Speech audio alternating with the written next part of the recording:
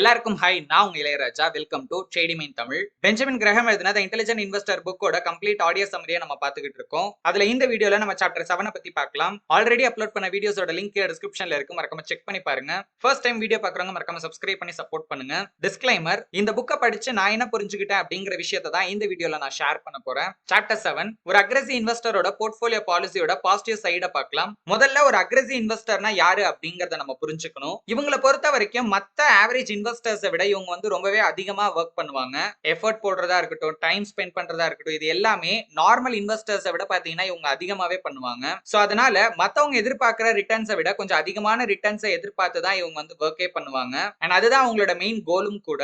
So அதுக்காக அவங்க என்னென்ன மாதிரியான ஆப்பர்ச்சுனிட்டிஸ்ல இன்வெஸ்ட் பண்ணுவாங்க அப்படின்னு கேட்டீங்கன்னா, உதாரணத்துக்கு ஒரு லோ குவாலிட்டி பாண்ட்ஸ்ல இல்ல ஸ்பெஷல் பாண்ட்ஸ்ல பாத்தீங்கன்னா இன்வெஸ்ட் பண்ணலாம். இப்ப லோ குவாலிட்டி பாண்ட்ஸ்லயுமே வந்து ஒரு லோ பிரைஸ்ல அவங்க பை பண்ணாங்க அப்படின்னா மட்டும்தான் அது அவங்களுக்கு ஒரு நல்ல ஆப்பர்ச்சுனிட்டியா இருக்கும். அண்ட் இந்த மாதிரி பாண்ட்ஸுக்கும் ஸ்டாக்குக்கும் பெருசா வித்தியாசம் இல்ல அப்படின்னு ஆர்த்தர் சொல்றாரு. இதுக்கு முக்கியமான காரணம் என்னன்னு பாத்தீங்கன்னா, ஒருவேளை அந்த மாதிரி பாண்ட்ஸை ப்ரொவைட் பண்ற ஒரு கம்பெனி சரியா பிசினஸ் பண்ண முடியாம திவால் ஆக போறாங்க அப்படின்னா, இல்ல திவாலே ஆகிட்டாங்க அப்படின்னு வச்சுக்கோங்களேன், அந்த இடத்துல அந்த கம்பெனியோட ஸ்டாக்ஸ்ல இன்வெஸ்ட் பண்ண இன்வெஸ்டருக்கு இருக்கிறத விட லீகலா அதிக சப்போர்ட் யாருக்கு இருக்குன்னு பாத்தீங்கன்னா அந்த பாண்ட் ஹோல்டர்ஸ்க்கு தான் இருக்கும். ஏன் அப்படின்னு கேட்டீங்கன்னா, அந்த கம்பெனி அந்த மோசமான நிலைமையில இருந்தா உங்களோட பிசினஸை திரும்ப வந்து கொண்டு வந்து ஒரு நல்ல பொசிஷனுக்கு வந்துட்டாங்க அப்படின்னா, அந்த கம்பெனில யாரெல்லாம் பாண்ட்ஸ்ல இன்வெஸ்ட் பண்ணிருந்தாங்களோ அவங்களுக்கு அந்த புது கம்பெனில, அதாவது இப்போ வந்து அந்த பேங்க் ரெப்ரஸில இருந்து வெளியில வந்த அந்த புது கம்பெனில நியூ ஸ்டாக்ஸை வந்து பாத்தீங்கன்னா அவங்களுக்கு ஆஃபர் பண்ணுவாங்க. அண்ட் பழைய மாதிரி அவங்களுக்கு அந்த பாண்ட்ஸுக்கான இன்ட்ரெஸ்ட்டும் பாத்தீங்கன்னா கிடைக்கிறதுக்கான வாய்ப்பு இருக்கு அமெரிக்க சட்டப்படி. பட் இப்ப அந்த ரூல்ஸ் இருக்கா அப்படிங்கிறது எனக்கு தெரியல. பட் அந்த டைம்ல இந்த லீகல் பெனிஃபிட்ஸ் அப்படிங்கிறது பாண்ட் ஹோல்டர்ஸ்க்கு இருக்கு அப்படின்னு சொல்றாங்க. இப்போ இந்த இடத்துல அவங்க ஜஸ்ட் ஒரு பாண்ட் ஹோல்டர் தான், பட் இருந்தாலும் ஸ்டாக்ஸுக்கு இருக்கிற பெனிஃபிட்டும் பாத்தீங்கன்னா அவங்களுக்கு கிடைக்குது. பட் ஆனா இது எல்லா நேரத்திலயும் நடந்துராது. ஒரு ஸ்பெஷல் சிச்சுவேஷன்ல தான் பாத்தீங்கன்னா இந்த விஷயம் அப்படிங்கிறது நடக்கும். அதுவும் ரொம்ப ரேரா நடக்கிற ஒரு ஈவென்ட் தான். பட் அப்படி நடந்தாலும் அந்த இடத்துல பாண்ட்ஸுக்கும் ஸ்டாக்குக்கும் பெரிய வித்தியாசம் இல்ல அப்படிங்கிறதுனால தான் அது ஆர்த்தர் இந்த இடத்துல மென்ஷன் பண்ணிருக்காரு. ஸ்பெஷல் பாண்ட்ஸை பொறுத்த வரைக்கும் ஆல்ரெடி ஆர்த்தர் சாப்டர் 4லயே அதை பத்தி டீடைல்டா எக்ஸ்பிளைன் பண்ணிருப்பாரு. என்னென்ன பாண்ட்ஸை பத்தி அவர் சொல்லியிருப்பாரு அப்படின்னு பாத்தீங்கன்னா, number 1 tax free new housing authority bonds. இந்த பாண்ட்ஸை பொறுத்த வரைக்கும் அமெரிக்கன் கவர்மெண்டோட ஃபுல் கேரண்டி அப்படிங்கிறது பாத்தீங்கன்னா இந்த பாண்ட்ஸுக்கு கிடைக்கும். சோ அதனால டிஃபால்ட் ரிஸ்க் அப்படிங்கிறது இந்த பாண்ட்ல கிட்டத்தட்ட 0. Number 2 taxable new community bonds. இந்த பாண்ட்ஸ்ல ஹை இன்ட்ரெஸ்ட் ரேட்ஸ் ப்ரொவைட் பண்ணுவாங்க. அண்ட் இந்த பாண்ட்ஸுக்குமே அமெரிக்கன் கவர்மெண்டோட ஃபுல் கேரண்டி அப்படிங்கிறது கிடைக்கும். Number 3 tax free industrial bonds. இந்த பாண்ட்ஸை முனிசிபாலிட்டிஸ் ப்ரொவைட் பண்ணுவாங்க. சோ இந்த மாதிரியான பாண்ட்ஸ்ல ஒரு அக்ரெசிவ் இன்வெஸ்டர் அதிக ரிட்டர்ன்ஸ் மேக் பண்ணணும் அப்படிங்கிறதுக்காக அவங்களோட மணியை இன்வெஸ்ட் பண்ண வாய்ப்பு இருக்கு அப்படின்னு ஆர்த்தர் சொல்றாரு. காமன் ஸ்டாக்ஸ்ல இந்த அக்ரெசிவ் இன்வெஸ்டர்ஸ் என்ன பண்ணுவாங்க அப்படின்னு கேட்டீங்கன்னா, நம்பர் 1 மார்க்கெட் ஒரு லோ பிரைஸ்ல இருக்கிறப்ப பை பண்ணிட்டு ஒரு ஹை பிரைஸ்ல இருக்கிறப்ப செல் பண்ணிடுவாங்க. நம்பர் 2 ஃபியூச்சர்ல நல்ல growth பொட்டன்ஷியல் இருக்கிற மாதிரியான கம்பெனிஸா சூஸ் பண்ணி, அதாவது ஒரு growth stocks சூஸ் பண்ணி பாத்தீங்கன்னா அதை பை பண்ணுவாங்க. நம்பர் 3 புதுசா ஆஃபர் பண்ற எந்த ஒரு நியூ இஷ்யூஸா இருந்தாலும் அது ஒரு நல்ல லோ பிரைஸ்ல கிடைச்சது அப்படின்னா அதை பை பண்ணுவாங்க. நம்பர் 4 ஒரு ஸ்பெஷல் சிச்சுவேஷன்ல பை பண்றது. இதுக்கான ஒரு உதாரணத்தை தான் நம்ம ஸ்டார்டிங்லயே அந்த லோ குவாலிட்டி பாண்ட்ஸ் பத்தி எக்ஸ்பிளைன் பண்றப்ப நான் சொல்லியிருப்பேன். General market policy, formula timing. இந்த மார்க்கெட்டை டைமிங் பண்றது அப்படிங்கிறது ரொம்ப சிம்பிளான ஒரு ஐடியா தான். இதுல மார்க்கெட்ல பிரைஸ் எப்ப லோவா இருக்கோ அப்ப நம்ம பை பண்ணணும், எப்ப ஹையா இருக்கோ அப்ப நம்ம செல் பண்ணணும். அண்ட் இந்த மார்க்கெட் எப்ப ஹையா இருக்கு எப்ப லோவா இருக்கு அப்படிங்கறத ஹிஸ்டாரிக்கல் டேட்டாஸ் அண்ட் அந்த பேட்டர்ன்ஸை ஃபாலோ பண்ணி பார்த்தீங்கன்னா கண்டுபிடிக்கிறதா இந்த மார்க்கெட் டைமிங் அப்படிங்கிற கான்செப்ட். ஸோ இதை ரொம்ப சிம்பிளாவே நம்ம ஹிஸ்டாரிக்கல் டேட்டாஸை மார்க்கெட் சார்ட்ஸை ஸ்டடி பண்ணி இதை நம்ம கண்டுபிடிச்சிட முடியும். அண்ட் இது வந்து மார்க்கெட்ல ஃபாலோ பண்ற ரொம்ப பழைய கான்செப்ட்ல இதுவும் ஒண்ணு. ஆனா கடந்த 20 வருஷத்துல மார்க்கெட்ல இருக்கிற மூவ்மெண்ட்ஸை பாக்குறப்போ இந்த ஃபார்முலா அப்படிங்கிறது பாத்தீங்கன்னா செட் ஆகாது அப்படின்னு ஆர்த்தர் சொல்றாரு. இந்த இடத்துல சக்சஸ் ஆகிறதுக்கு நம்மளோட இன்டெலிஜென்ஸ் மட்டும் இருந்தா போதாது, அங்க ஒரு ஸ்பெஷல் ட்ரேடிங் ஸ்கில்லும் தேவைப்படும் அப்படின்னு சொல்றாரு. இந்த சார்ட்ஸை ஸ்டடி பண்ணி ஹிஸ்டாரிக்கல் பேட்டர்ன்ஸை கண்டுபிடிச்சு மார்க்கெட் எப்ப ஹைல இருக்கு லோல இருக்கு அப்படிங்கறத கண்டுபிடிக்கிறது தான் ஐ திங்க் ஒரு ஸ்பெஷல் ட்ரேடிங் ஸ்கில் அப்படின்னு சொல்றாருன்னு நான் நினைக்கிறேன். பட் இந்த மாதிரியான டேலண்ட் எல்லாம் வந்து பாத்தீங்கன்னா இப்ப இருக்கிற மார்க்கெட் கண்டிஷனுக்கு அவசியமே இல்லாத ஒண்ணு அப்படின்னு ஆர்த்தர் சொல்றாரு. சோ அதனாலதான் அவரோட ஜெனரல் அட்வைஸ்ல இருந்து அதை டோட்டலா எடுத்துறாரு. ஏற்கனவே நம்ம சாப்டர் 4ல டிஃபென்சிவ் இன்வெஸ்டரோட போர்ட்ஃபோலியோ பாலிசியில 50-50 அப்படிங்கிற ஒரு பிளானை பத்தி டீடைல்டா பார்த்திருப்போம். சோ அந்த பிளான்ல என்ன சொல்லி இருப்பாரு அப்படின்னா, நம்மளோட டோட்டல் அமௌண்ட்ல 50% நம்ம ஸ்டாக்ஸ்ல ஸ்டாக்ஸ்லயும் 50% ஆஃப் த அமௌண்ட்டை பாண்ட்ஸ்லயும் நம்ம இன்வெஸ்ட் பண்ணணும் அப்படின்னு சொல்லியிருப்பாரு. அண்ட் அந்த பிளான்ல நம்ம ஃபாலோ பண்ண வேண்டிய முக்கியமான ரூல் என்ன அப்படின்னா, ஸ்டாக்ஸ்லயோ இல்ல பாண்ட்ஸ்லயோ நம்மளோட போர்ஷன் அப்படிங்கிறது 25%க்கு கம்மியாவும் ஆகிடக்கூடாது. அதே நேரத்துல 75%க்கு அதிகமாவும் ஆகிடவே கூடாது. சோ அதுக்குள்ள வந்து பாத்தீங்கன்னா நம்ம இந்த பேலன்ஸை மெயின்டைன் பண்ணணும். 1972ல இருந்த மார்க்கெட் கண்டிஷனுக்கு எல்லா டைப் ஆஃப் இன்வெஸ்டர்ஸும் இந்த பிளானை ஃபாலோ பண்ணலாம் அப்படின்னு ஆர்த்தர் சொல்றாரு. ஒரு 20 வருஷத்துக்கு முன்னாடி நம்ம பார்த்தோம் அப்படின்னா இந்த மாதிரி ஸ்டாக்கோட போர்ஷன் எவ்வளவு இருக்கணும், பாண்ட்ஸோட போர்ஷன் எவ்வளவு இருக்கணும் அப்படிங்கறத கண்டுபிடிக்கிறதுக்கான, அதாவது எவ்வளவு பெர்சன்டேஜ்ல இதுல இன்வெஸ்ட் பண்ணலாம் அப்படிங்கறத கண்டுபிடிக்கிறதுக்கான ஃபார்முலா அப்படிங்கிறது பாத்தீங்கன்னா ஏகப்பட்டது இருந்தது. அண்ட் அந்த டைம்ல எல்லாம் அது நல்லாவே ஒர்க்கும் ஆகிட்டு இருந்தது. பட் ஆனா 1949க்கு அப்புறம் இருக்கிற மார்க்கெட்டை பாக்குறப்போ அந்த ஃபார்முலாஸ் அப்படிங்கிறது பயனில்லாம போயிடுச்சு அப்படின்னு சொல்றாரு. அண்ட் அந்த ஷார்ட் பீரியட்ல ஒரு புது ஃபார்முலாவை கண்டுபிடிக்க முடியும் அப்படிங்கிற நம்பிக்கை அவருக்கு இல்ல அப்படின்னு சொல்றாரு. அவர் ஷார்ட் பீரியட் அப்படின்னு சொல்றதே 1949ல இருந்து 1972 வரைக்கும், கிட்டத்தட்ட அந்த 22 வருஷத்தை தான் அவர் ஷார்ட் பீரியட் அப்படின்னே சொல்றாரு. ஏன்னா ஜெனரலா கிரஹாமை பொறுத்த வரைக்கும் அவர் 50 வருஷத்தோட டேட்டாவை ஸ்டடி பண்ணுவாரு அப்படின்னு சொல்லுவாங்க. growth stock approach. முதல்ல இந்த growth stockனா என்ன அப்படின்னு பார்க்கலாம். மத்த கம்பெனிஸை கம்பேர் பண்ணும்போது இந்த குறிப்பிட்ட கம்பெனிஸோட growth அப்படிங்கிறது கொஞ்சம் அதிகமாவே இருக்கும். அண்ட் இதை நம்ம பாஸ்ட்லயும் பார்த்திருப்போம் அண்ட் ஃபியூச்சர்லயும் இதே மாதிரியான ஒரு விஷயம் நடக்க வாய்ப்பு இருக்கு அப்படிங்கிற மாதிரி நம்ம எக்ஸ்பெக்ட் பண்ணலாம். அப்ப லாஜிக்கலா பார்த்தோம் அப்படின்னா ஒரு இன்டெலிஜென்ட் இன்வெஸ்டர் அப்படிங்கிறவங்க இந்த மாதிரியான growth ஸ்டாக்ஸா தேடி தேடி இன்வெஸ்ட் பண்ணணும் அப்படிங்கிற மாதிரி தான் தோணும். பட் ஆனா அது ரொம்பவே காம்ப்ளிகேட்டடான ஒரு விஷயம். ஏன் அப்படின்னு சொல்றேன். இப்போ ஸ்டாக்ஸோட பாஸ்ட் ஃபியூ இயர்ஸோட பெர்ஃபார்மன்ஸ் டேட்டாவை இப்போ நிறைய வெப்சைட்ஸ் இருக்கு. அந்த மாதிரி ஏதாவது ஒரு வெப்சைட்ல இருந்து நம்ம அந்த டேட்டாஸை எடுத்தோம் அப்படின்னா நார்மலா இப்போ ஸ்டாக்ஸோட growth ரேட்டை விட பல மடங்கு அதிகமான ரிட்டர்ன்ஸ் கொடுத்த மாதிரியான கம்பெனிஸா நம்ம தேடணும் அப்படின்னா ஏகப்பட்ட கம்பெனிஸ் வந்து பாத்தீங்கன்னா இருக்கு. ஏன்னா ஆல்மோஸ்ட் நமக்கு வந்து 5000 பிளஸ் ஸ்டாக்ஸ் அப்படிங்கிறது இப்போ இந்தியன் ஸ்டாக் மார்க்கெட்லயே லிஸ்ட் ஆகி இருக்கு. இப்பயே நம்ம எடுத்து பார்த்தோம் அப்படின்னா ஏகப்பட்ட கம்பெனிஸ் அப்படிங்கிறது கிடைக்கும். அதை செக்டார் வைஸ் பிரிச்சுட்டு அந்தந்த செக்டார்ல எதெல்லாம் டாப் பொசிஷன்ல இருக்கோ அதுல இருந்து திரும்ப ஒரு ஃபில்டர் பண்ணோம் அப்படின்னா ஒரு 15ல இருந்து 20 கம்பெனிஸ் அப்படிங்கறத ரொம்ப ஈஸியாவே பாத்தீங்கன்னா நம்மளால வந்து கண்டுபிடிச்சிட முடியும். அப்புறம் என்ன ப்ரோ இதுல எங்க காம்ப்ளிகேஷன் இருக்கு அப்படின்னு கேட்டீங்கன்னா ஒரு சிலருக்கு தோணும் இந்த மாதிரி நம்ம கண்டுபிடிச்சு அதுல இன்வெஸ்ட் பண்ணிட்டாலே நமக்கு கேரண்டீடா சக்சஸ் அப்படிங்கிறது கிடைச்சிரும் அப்படின்னு. ஆனா இதுல ரெண்டு பிரச்சனை இருக்கு அப்படின்னு ஆர்த்தர் சொல்றாரு. Number 1 high price. இப்போ ஒரு நல்ல கம்பெனி நல்ல ட்ராக் ரெக்கார்ட் வச்சிருக்காங்க அப்படின்னா மக்களுக்கு அந்த பிசினஸ் மேல அதிக நம்பிக்கை அப்படிங்கிறது இருக்கும். அதனால இந்த மாதிரியான ஸ்டாக்ஸோட பிரைஸ் அப்படிங்கிறது ஜெனரலாவே பாத்தீங்கன்னா ஒரு ஹை வேல்யூல தான் இருக்கும். ஏன்னா எல்லாருக்கும் நம்பிக்கை இருக்கு அப்படிங்கிறப்போ அந்த ஸ்டாக்ஸை வாங்க நிறைய பேர் எப்பவுமே ஆர்வமா காத்துக்கிட்டே இருப்பாங்க. சோ அதனால இந்த மாதிரியான ஸ்டாக்ஸ் அப்படிங்கிறது லோ வேல்யூல கிடைக்கிறது அப்படிங்கிறது கொஞ்சம் ரேர் தான். ஒருவேளை அந்த கம்பெனியோட ஸ்டாக்கை ஒரு ஹையர் வேல்யூ கொடுத்து நம்ம வாங்கணும் அப்படின்னா அந்த இடத்துல நம்ம கம்மியான ப்ராஃபிட் பண்ணவும் வாய்ப்பு இருக்கு. அப்படி இல்லைன்னா நம்மளோட பணத்தை நம்ம லாஸ் பண்றதுக்கும் பாத்தீங்கன்னா வாய்ப்பு இருக்கு. ஏன்னா நம்ம என்ன பிரைஸ்ல இன்வெஸ்ட் பண்றோம் அப்படிங்கிறது ரொம்ப முக்கியம். ஒரு நல்ல கம்பெனியாவே இருந்தாலும் கூட ஃபியூச்சர்ல அந்த கம்பெனியோட வேல்யூ அப்படிங்கிறது பல மடங்கு போக வாய்ப்பு இருக்கு அப்படின்னா கூட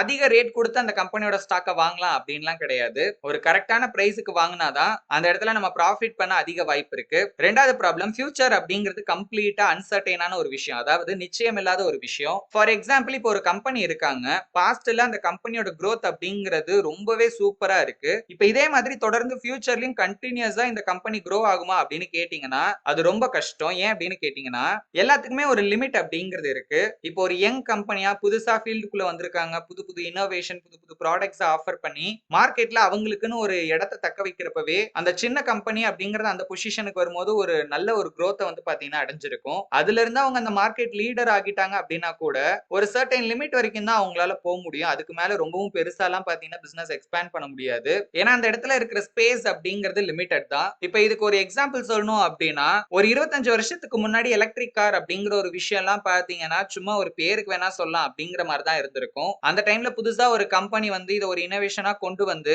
கொஞ்சம் கொஞ்சமா பிசினஸ் க்ரோ பண்றாங்க அப்படின்னா டக்குன்னு ஒரு பாயிண்ட்ல அந்த பிசினஸ் அப்படிங்கிறது நல்லாவே வைரல் ஆகுது அப்படிங்கிறப்போ ஒரு நார்மல் கம்பெனியா இருந்த அந்த கம்பெனி நல்லாவே பாத்தீங்கன்னா பூம் ஆகியிருக்கும். சோ அதுக்கப்புறமா இந்த மார்க்கெட் எந்த அளவுக்கு எக்ஸ்பேண்ட் ஆகுதோ அதே அளவுக்கு பாத்தீங்கன்னா அந்த பிசினஸ் எக்ஸ்பேண்ட் ஆகிறதுக்கான வாய்ப்பு இருக்கு. அண்ட் இது ஒரு நியூ ப்ராடக்டா இருந்ததுனாலதான் இப்ப அந்த கம்பெனியோட growth அப்படிங்கிறது இந்த அளவுக்கு பெருசா இருந்திருக்கும். இப்ப அவங்களுக்கு காம்படிட்டர்ஸ் உள்ள வர ஆரம்பிச்சிட்டாங்க அண்ட் இந்த இண்டஸ்ட்ரி அப்படிங்கிறது நார்மல் ஆகிருச்சு அப்படின்னா இப்போ அந்த கம்பெனி grow ஆக வாய்ப்பு இருக்கு. பட் அதோட இனிஷியல் ஸ்டேஜஸ்ல இருந்த அளவுக்கு பாத்தீங்கன்னா growth நம்மளால வந்து ஃபியூச்சர்ல எதிர்பார்க்க முடியாது. அண்ட் ஒரு சில கம்பெனிஸ்க்கு இந்த growth அப்படிங்கிறது ரிவர்ஸ் ஆகவும் பாத்தீங்கன்னா வாய்ப்பு இருக்கு. அண்ட் இதுல இருந்தே புரிஞ்சுக்கலாம் வெறும் growth ஸ்டாக்ஸ்ல மட்டுமே இன்வெஸ்ட் பண்ணி நம்ம ஒரு சக்சஸ்ஃபுல் இன்வெஸ்டர் ஆக முடியாது அப்படிங்கறத. அண்ட் இதை ப்ரூவ் பண்ற விதமா ஆர்த்தர் growth ஃபண்ட்ஸோட பெர்ஃபார்மன்ஸையும் பாத்தீங்கன்னா ஸ்டடி பண்ணியிருக்காரு. சோ இதுவும் கிட்டத்தட்ட ஒரு மியூச்சுவல் ஃபண்ட் மாதிரி தான். சோ இதுல மெயின் எய்மே பாத்தீங்கன்னா இந்த மாதிரியான growth ஸ்டாக்ஸா சூஸ் பண்ணி ப்ரொஃபஷனல்ஸ் என்ன பண்ணுவாங்க அப்படின்னா அந்த மியூச்சுவல் ஃபண்ட்ல வர மணியை இன்வெஸ்ட் பண்ணுவாங்க. 1961ல இருந்து 1970 இந்த 10 வருஷத்துக்குள்ள கிட்டத்தட்ட 120 growth ஃபண்ட்ஸ பாத்தீங்கன்னா ஆர்த்தர் ஸ்டடி பண்ணியிருக்காரு. அதுல கிட்டத்தட்ட 45 ஃபண்ட்ஸ் பாத்தீங்கன்னா ஒரு ரெக்கார்ட் பிரேக்கிங் ரிட்டர்ன்ஸ் அப்படிங்கறத பாத்தீங்கன்னா கொடுத்திருக்கு. அண்ட் அமெரிக்காவோட ரொம்ப பாப்புலரான 2 இண்டெக்ஸ் ஆன S&P அண்ட் டோ ஜோன்ஸை விட அதிகமான ரிட்டர்ன்ஸ் பாத்தீங்கன்னா இந்த growth ஃபண்ட்ஸ் அப்படிங்கிறது ஜெனரேட் பண்ணிருக்கு. ஆனா இதுல ஹைலைட்டான விஷயம் என்னன்னு பாத்தீங்கன்னா லாஸ்ட் 2 இயர்ஸ்ல மட்டும், அதாவது 1969 1970ல மட்டும் இந்த 2 இண்டெக்ஸ் பண்ண அளவுக்கு கூட பாத்தீங்கன்னா இந்த ஃபண்ட்ஸால பெர்ஃபார்ம் பண்ண முடியல. ரொம்ப வர்ஸ்டான ரிட்டர்ன்ஸ் தான் பாத்தீங்கன்னா இந்த growth ஃபண்ட்ல இருந்து கிடைச்சிருக்கு. இதுக்கு என்ன அர்த்தம் அப்படின்னா ஜெனரலா ஒரு ஸ்டாக்ஸ்ல நமக்கு வர ரிட்டர்ன்ஸை விட ரொம்ப ஒரு கம்மியான ரிட்டர்ன்ஸ் தான் இந்த growth ஸ்டாக்ஸ்ல நம்ம இன்வெஸ்ட் பண்ணியிருந்தோம் அப்படின்னா கிடைச்சிருக்கும். ஒரு இண்டிவிஜுவல் இன்வெஸ்டரால ப்ரொஃபஷனல் growth ஃபண்ட் மேனேஜரை விட பெட்டராலாம் பாத்தீங்கன்னா பெர்ஃபார்ம் பண்ணிட முடியாது. ஏன்னா அவங்க கிட்ட பாத்தீங்கன்னா அதிக ரிசோர்ஸ் இருக்கும், அதிக டேட்டாஸை ஸ்டடி பண்ணுவாங்க. அது மட்டும் இல்லாம அவங்களோட நாலேஜ் அண்ட் எக்ஸ்பர்டீஸ் அப்படிங்கறதே பாத்தீங்கன்னா தனி. பட் இருந்தாலும் இந்த growth ஸ்டாக்ஸ்ல தான் போயிட்டு இன்வெஸ்ட் பண்ணணும் அப்படின்னு இல்லாம ஆர்த்தர் ஏற்கனவே வந்து இப்போ நம்ம ஒரு ஸ்டாக்ல இன்வெஸ்ட் பண்றதுக்கு சில ரூல்ஸை கொடுத்திருப்பாரு. அந்த ரூல்ஸே பாத்தீங்கன்னா நம்ம ஃபாலோ பண்ணலாம். அதுல ரொம்ப முக்கியமானது என்னன்னு பாத்தீங்கன்னா ஸ்டாக்கோட PE ரேஷியோவை பேஸ் பண்ணி பாத்தீங்கன்னா நம்ம வந்து இன்வெஸ்ட் பண்ணலாம். சோ ஒரு அக்ரெசிவ் இன்வெஸ்டரா நம்ம ஒரு ஸ்டாக்ல இன்வெஸ்ட் பண்ண போறோம் அப்படின்னா அந்த ஸ்டாக்கோட பிரைஸ் டு earnings ரேஷியோவோட 20 மடங்குக்கும் மேல அமௌண்ட்டை கொடுத்து நம்ம அந்த ஸ்டாக்கை வாங்கக்கூடாது. இதே ஒரு டிஃபென்சிவ் இன்வெஸ்டரா இருந்தோம் அப்படின்னா 25 மடங்குக்கு மேல கொடுத்து நம்ம அந்த ஸ்டாக்கை வாங்கக்கூடாது. அண்ட் இதுக்கு நம்ம கடைசி 7 வருஷத்தோட ஆவரேஜ் earnings நம்ம கண்டுபிடிக்கணும். இது வந்து ரொம்ப சிம்பிளான ஒரு ஜெனரலான ரூல்ஸ் மட்டும் தான். இந்த புக்ல ஆர்த்தர் ஆண்டர்பிரைசிங் இன்வெஸ்டர் அப்படின்னு தான் பாத்தீங்கன்னா மோஸ்ட் ஆஃப் த பிளேசஸ்ல யூஸ் பண்ணியிருக்காரு. ரொம்ப வெரி ஃபியூ பிளேசஸ்ல மட்டும் தான் அக்ரெசிவ் அப்படிங்கிற வார்த்தையை அவர் பயன்படுத்தி இருப்பாரு. இருந்தாலும் நான் ஏன் இந்த அக்ரெசிவ் அப்படிங்கறத சூஸ் பண்றேன் அப்படின்னா சோ நம்ம எல்லாருக்குமே ஈஸியா புரியணும் அப்படிங்கிறதுக்காக தான். அப்ப ஆர்த்தரும் அதையே யூஸ் பண்ணிருக்கலாமே ப்ரோ, அவர் ஏன் ஆண்டர்பிரைசிங் அப்படிங்கிற வார்த்தையை யூஸ் பண்றாருன்னு கேட்டீங்கன்னா ஜெனரலாவே இந்த அக்ரெசிவ் அப்படிங்கிறதுக்கு அர்த்தமே மோர் ரிஸ்க் எடுக்கிறது அப்படின்னு தான் சொல்லுவாங்க. ஆனா ஆர்த்தரை பொறுத்த வரைக்கும் ஒரு ஆண்டர்பிரைசிங் இன்வெஸ்டர் அப்படிங்கிறவரு வெறும் ஒரு அதிக ரிஸ்க் எடுக்கிற ஒரு பர்சன் மட்டும் கிடையாது. ஆக்சுவலி அவங்க மத்த இன்வெஸ்டர்ஸை கம்பேர் பண்ணும்போது அதிக டைம் அண்ட் எஃபர்ட் போட தயாரா இருப்பாங்க. அதனாலதான் அவங்கள ஆண்டர்பிரைசிங் இன்வெஸ்டர் அப்படின்னு ஆர்த்தர் சொல்றாரு. சோ நான் அக்ரெசிவ் இன்வெஸ்டர் அப்படின்னு சொன்னாலும் அதுக்கு அர்த்தம் ஆண்டர்பிரைசிங் இன்வெஸ்டர் தான். growth ஸ்டாக்ஸ்ல இருக்கிற ரிஸ்க் என்ன அப்படின்னு பாத்தீங்கன்னா இந்த ஸ்டாக்ஸ்ல பிரைஸ் அப்படிங்கிறது ரொம்ப அதிகமா பாத்தீங்கன்னா பிளக்சுவேட் ஆகிறதுக்கான வாய்ப்பு இருக்கு. நார்மலா ஒரு சின்ன கம்பெனிஸ்க்குன்னு இல்லாம பெரிய கம்பெனிஸ்ல கூட பாத்தீங்கன்னா இந்த விஷயம் அப்படிங்கிறது நடக்கும். உதாரணத்துக்கு IBM, ஜெனரல் எலக்ட்ரிக்ஸ் இந்த மாதிரியான ஸ்டேபிளான பெரிய பெரிய கம்பெனிஸோட ஸ்டாக்கோட பிரைஸ் கூட பாத்தீங்கன்னா அதிக அளவுல பிளக்சுவேட் ஆகிறதுக்கான வாய்ப்பு இருக்கு. அண்ட் சின்ன சின்ன கம்பெனிஸ் சொல்லவே வேணாம். சோ இதோட பிரைஸ் அப்படிங்கிறது ரொம்பவே வாலடைலா இருக்கும். அதாவது அதிக அளவுல பிரைஸ் அப்படிங்கிறது பாத்தீங்கன்னா சேஞ்ச் ஆகிறதுக்கான வாய்ப்பு இருக்கு. கம்பெனியோட குவாலிட்டியை பார்க்காம மார்க்கெட்ல இருக்கிற அந்த எந்தூசியாசம், அதாவது அந்த ஆர்வத்தினால பையர்ஸ் வந்து பாத்தீங்கன்னா இஷ்டத்துக்கு கண்ணா பின்னான்னு ஸ்டாக்ஸை வாங்கி வாங்கி வாங்கி இந்த ஸ்டாக்ஸ் எல்லாம் அதிக ரிஸ்க் அவங்களே பாத்தீங்கன்னா ஆக்கிடுறாங்க. இப்ப 10 ரூபா தான் ஒரு ஸ்டாக்கு வேல்யூ அப்படின்னா கம்பெனிஸோட ஃபண்டமெண்டல்ஸை செக் பண்ணாம அவங்க சொன்னாங்க இவங்க சொன்னாங்க அப்படின்னு அந்த மாதிரி ஸ்டாக்கை 20 ரூபா 30 ரூபா அப்படின்னு பாத்தீங்கன்னா கொடுத்து வாங்கிட்டு இருப்பாங்க. அப்ப growth ஸ்டாக்ஸ் எல்லாம் ஒண்ணுமே இல்லையா அப்படின்னு கேட்டீங்கன்னா அப்படி எல்லாம் கிடையாது. அதுவும் ஒரு நல்ல வாய்ப்பு தான். ஏன்னா நிறைய பேர் இந்த growth ஸ்டாக்ஸ்ல பாத்தீங்கன்னா அவங்களோட வெல்த் அப்படிங்கறத பில்ட் பண்ணி இருக்காங்க. சொன்னா நம்ப மாட்டீங்க, அவங்களோட வெல்த் கிட்டத்தட்ட 100 மடங்கும் பாத்தீங்கன்னா ஆக்கியிருக்காங்க. பட் அது எல்லா நேரத்திலயும் நடக்கணும் அப்படின்னு எதிர்பார்க்கறதா இங்க பிரச்சனையே. இப்போ உதாரணத்துக்கு வந்து இப்போ நம்ம ஊர்லயே எடுத்துக்கிட்டீங்கன்னா நிறைய மல்டி பேக்கர் ஸ்டாக்ஸ் அப்படிங்கிறது இருக்கு. வெறும் 100 ரூபாய் 200 ரூபாயில இருந்திருக்கும். திடீர்னு அது வந்து பாத்தீங்கன்னா 1000 ரூபாய் 1500 ரூபாய்க்கு போயிருக்கும். இப்ப அந்த ஸ்டாக்கே திரும்ப 1000 ரூபாய் 1500 ரூபாயில இருந்து 20000 ரூபாய் போகும்னு எதிர்பார்க்கிறதோ இல்ல அதே மாதிரி 100 200 ரூபாயில இருக்கிற ஸ்டாக் இந்த ஸ்டாக் மாதிரி அதுவும் 1500 ரூபாய் 2000 ரூபாய் போகும் அப்படின்னு எதிர்பார்க்கிறதோ தான் தப்பு அப்படின்னு சொல்றாங்க. பட் அந்த மாதிரி ஒரு பெரிய வெல்த் பில்ட் பண்ண பீப்புள்ஸ்ல மோஸ்ட் ஆஃப் த பீப்புள் பாத்தீங்கன்னா அந்த கம்பெனியோட க்ளோஸ் டைப்ல, அதாவது ரொம்ப ஹையர் அபிஷியல்ஸோட க்ளோஸ் டைப்ல இருந்திருக்க வாய்ப்பு இருக்கு அப்படின்னு பாத்தீங்கன்னா ஆர்த்தர் சொல்றாரு. அண்ட் அந்த மாதிரி பீப்புள்ஸ் என்ன பண்ணுவாங்க அப்படின்னா வெறும் ஒரு கம்பெனி 2 கம்பெனி அப்படின்னு சூஸ் பண்ணி அதுல மட்டும் இன்வெஸ்ட் பண்ணி பாத்தீங்கன்னா அந்த அளவுக்கு பெரிய லாபத்தை அவங்க சம்பாதிச்சிருப்பாங்க. பட் ஒரு நார்மல் இன்வெஸ்டரா பாத்தீங்கன்னா அந்த கம்பெனில வேலை செய்யற எம்ப்ளாயிஸ் தான் நமக்கு மோஸ்ட்லி தெரிஞ்சிருக்க வாய்ப்பு இருக்கு. அவங்களுக்கும் அந்த கம்பெனியோட ரொம்ப ஹைலி கான்பிடென்ஷியலான விஷயம், ஃபியூச்சர் பிளானிங் அதெல்லாம் பத்தி தெரிஞ்சிருக்க வாய்ப்பே இல்ல. அண்ட் இப்போ ஒருவேளை கம்பெனில ஏதாவது ஒரு டஃப்பான சிச்சுவேஷன் வருது அப்படின்னா ஒரு சாதாரண இன்வெஸ்டரா அந்த டைம்ல இருக்கிற பிரஷர்ல எப்படியாவது அந்த ஸ்டாக்கை செல் பண்ணலாம் அப்படின்னு தான் தோணும். பட் அந்த வெல்த் பில்ட் பண்ண பீப்புள்ஸ் அந்த மாதிரியான அப்ஸ் அண்ட் டவுன்ஸ்ல கூட பாத்தீங்கன்னா ரொம்ப காமா பொறுமையா வெயிட் பண்ணி அவங்க எதிர்பார்க்கிற லாபம் வர வரைக்கும் பாத்தீங்கன்னா அந்த ஸ்டாக்கை ஹோல்ட் பண்ணுவாங்க. பட் நம்மள மாதிரி சாதாரண இன்வெஸ்டர் அந்த இடத்துல வர பெரிய லாபத்தை விட்டுட்டு ஒரு சின்ன லாபத்திலயோ இல்ல நஷ்டத்திலயோ பாத்தீங்கன்னா வெளியே வந்துருவாங்க. சோ ஒரு ஓவர்வியூவா இந்த growth ஸ்டாக்ஸ் பொறுத்த வரைக்கும் நம்ம என்ன புரிஞ்சுக்கலாம் அப்படின்னா இதை ஒரு மல்டி பேக்கர் மாதிரி பாக்குறத ஃபர்ஸ்ட் நம்ம நிப்பாட்டலாம். சிம்பிளா புரிஞ்சுக்கோங்க, இந்த growth ஸ்டாக்ஸ் அப்படிங்கிறது கொஞ்சம் பெட்டர் ரிட்டர்ன்ஸ். ஓகே, ஒரு நார்மல் ஸ்டாக்கை கம்பேர் கம்பேர் பண்ணும்போது கொஞ்சம் அதிகமான ரிட்டர்ன்ஸ் அப்படிங்கிறது நமக்கு கிடைக்கிறதுக்கான வாய்ப்பு இருக்கு. கண்டிப்பா கிடைக்கும் அப்படின்னு கிடையாது. அண்ட் இப்போ ஒரு ஸ்டாக் இருக்கு, இது ஒரு growth ஸ்டாக்ஸ் அப்படின்னு நம்ம டிசைட் பண்றதுக்கே நிறைய ஃபேக்டர்ஸ் இருக்கு. அதெல்லாம் ஸ்டடி பண்ணி செக் பண்ணி தான் இது வந்து ஒரு growth ஸ்டாக்ஸா இல்லையா அப்படிங்கறத வந்து நம்ம டிசைடே பண்ணணும். அண்ட் அதை டிசைட் பண்ணதுக்கு அப்புறமா அதுல இன்வெஸ்ட் பண்ணா கூட ஆவரேஜா நமக்கு வர ரிட்டர்ன்ஸை விட கொஞ்சம் பெட்டரான ரிட்டர்ன்ஸை ஜஸ்ட் எக்ஸ்பெக்ட் பண்ணலாம். பட் அது கண்டிப்பா கிடைக்கும் அப்படின்னு எந்த கேரண்டியும் கிடையாது. ஆண்டர்பிரைசிங் இன்வெஸ்டர்ஸ் இன்வெஸ்ட் பண்றதுக்கான 3 ஃபீல்ட ஆர்த்தர் ரெக்கமெண்ட் பண்றாரு. இதுல நம்மளோட மெயின் ரெக்வயர்மெண்ட்டே ஆவரேஜ் ரிசல்ட்ஸை கம்பேர் பண்ணும்போது ஒரு பெட்டரான ரிசல்ட்ஸ் அப்படிங்கிறது கிடைக்கணும் இந்த இன்வெஸ்ட்மெண்ட்ல இருந்து. சோ அதனால இந்த பாலிசில 2 குவாலிட்டி அப்படிங்கிறது ரொம்ப முக்கியம். ஒன்னு, இந்த இன்வெஸ்ட்மெண்ட் அப்படிங்கிறது சேஃபாவும் ரேஷனலாவும் இருக்கணும். அண்ட் ரெண்டாவது, மத்த காமனான இன்வெஸ்டர்ஸ் ஸ்பெகுலேட்டர்ஸ் பண்றதுல இருந்து ஒரு டிஃபரெண்டானதாவும் இருக்கணும். அண்ட் இதை பேஸ் பண்ணி ஆர்த்தர் ஸ்டடி பண்ணி தான் இந்த 3 ரெக்கமெண்டேஷன்ஸை நமக்கு கொடுக்குறாரு. அண்ட் இது ஒவ்வொன்றுமே பாத்தீங்கன்னா யூனிக்கா இருக்கும். அண்ட் இதுல இன்வெஸ்ட் பண்றதுக்கான நாலேஜும் பாத்தீங்கன்னா நமக்கு யூனிக்கா தேவைப்படும். நம்பர் 1, அன்பாப்புலரா இருக்கிற லார்ஜ் கம்பெனிஸ். அது எப்படி ப்ரோ, ஒரு லார்ஜ் கம்பெனி இருக்காங்க அப்படின்னா அவங்க எப்படி அன்பாப்புலரா இருப்பாங்க, அதாவது எப்படி ஃபேமஸா இல்லாம இருப்பாங்க அப்படின்னு கேட்டீங்கன்னா, ஆக்சுவலி ஆர்த்தர் இந்த அன்பாப்புலர் லார்ஜ் கம்பெனி அப்படின்னு எதை மீன் பண்றாருன்னா, சில நேரங்கள்ல ஸ்டாக் மார்க்கெட்ல பெரிய பெரிய கம்பெனிஸே பாத்தீங்கன்னா பிரபலமா இல்லாம இருப்பாங்க. அதாவது இதுக்கு என்ன அர்த்தம் அப்படின்னா, ஒரு சில மாசங்களுக்கு இல்ல ஒரு சில வருஷங்களுக்கு அந்த கம்பெனிஸோட வேல்யூ அப்படிங்கிறது பாத்தீங்கன்னா தொடர்ந்து கம்மியாயிட்டே இருக்கும். ரொம்ப ரொம்ப ஒரு லோ வேல்யூக்கு பாத்தீங்கன்னா போகும். ஜெனரலாவே இந்த கம்பெனிஸ் அப்படிங்கிறது ரொம்பவே ஃபேமஸா தான் இருக்கும். பட் அது எல்லா நேரத்திலயும் தான் இருக்காது.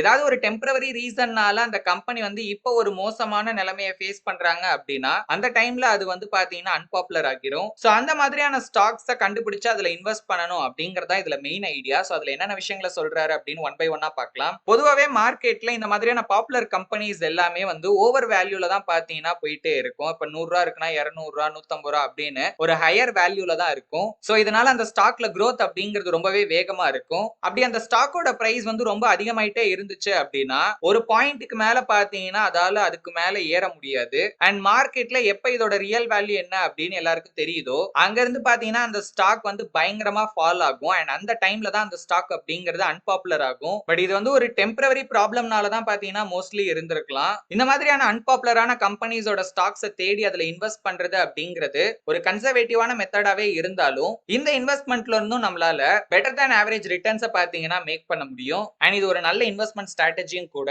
சோ இதுக்கு நம்ம என்னென்ன பண்ணணும் அப்படிங்கறத பார்க்கலாம். முதல் விஷயம், பாப்புலரான கம்பெனிஸ் இப்ப எதெல்லாம் பாத்தீங்கன்னா அன்பாப்புலரா இருக்கு அப்படிங்கறத நம்ம ஃபர்ஸ்ட் கண்டுபிடிக்கணும். அதாவது ரொம்ப சிம்பிளா சொல்லணும் அப்படின்னா, இப்ப எந்தெந்த கம்பெனி எல்லாம் வந்து அண்டர் வேல்யூல இருக்கு அப்படிங்கறத நம்ம கண்டுபிடிக்கணும். ஸ்மால் கம்பெனிஸும் பாத்தீங்கன்னா நிறைய கம்பெனிஸ் இந்த அண்டர் வேல்யூ கேட்டகரியில இருக்கும். பட் ஆனா இந்த ஸ்மால் கம்பெனிஸை பொறுத்த வரைக்கும் ரிஸ்க் அப்படிங்கிறது ரொம்பவே ஜாஸ்தியா இருக்கும். சோ அந்த இடத்துல நம்மளோட கேபிட்டலை நம்ம லாஸ் பண்றதுக்கான வாய்ப்பு அப்படிங்கிறது அதிகம். மார்க்கெட்டை பொறுத்த வரைக்கும் என்னதான் இந்த கம்பெனி வந்து நல்லாவே பெர்ஃபார்ம் பண்ணாலும் கூட மோஸ்ட்லி இந்த மாதிரியான கம்பெனிஸை மார்க்கெட்ல அவாய்ட் பண்ணிடுவாங்க.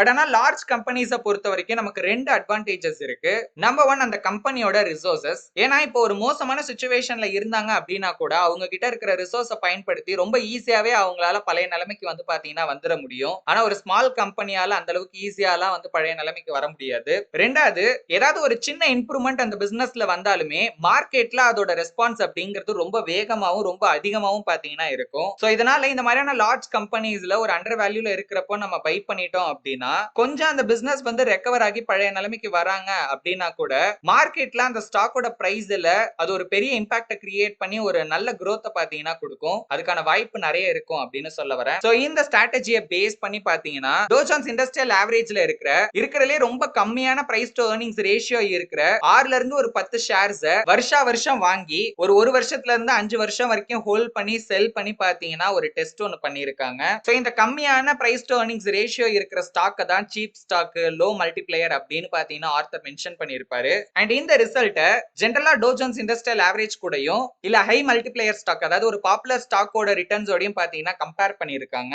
இதோட ரிசல்ட்ஸ் எப்படி இருக்கு அப்படிங்கறத பார்க்கலாம். ஆரம்ப கட்டத்துல அதாவது 1917ல இருந்து 1933 வரைக்கும் பாத்தீங்கன்னா இந்த மெத்தட் அப்படிங்கிறது அன்பிராஃபிட்டபிளா தான் இருந்திருக்கு. பட் 1933ல இருந்து நம்ம பார்த்தோம் அப்படின்னா ரொம்பவே ஒரு ஸ்ட்ராங்கான ரிசல்ட்ஸ் பாத்தீங்கன்னா இந்த மெத்தட் அப்படிங்கிறது கொடுத்திருக்கு. ட்ரிக்ஸல் அண்ட் கோ அப்படிங்கிற ஒரு கம்பெனி 1937ல இருந்து 1969 வரைக்கும் பாத்தீங்கன்னா இந்த மெத்தட் அப்ளை பண்ணி ஒரு ஸ்டடி ஒன்னு பண்ணிருக்காங்க. பண்ணிருக்காங்க. சோ இந்த மாதிரியான அன்பாப்புலரான ஸ்டாக்ஸ வாங்கி ஒரு வருஷம் ஹோல்ட் பண்ணி செல் பண்ணி அவங்க வந்து பாத்தீங்கன்னா ஒரு ஸ்டடி ஒன்னு பண்ணிருக்காங்க.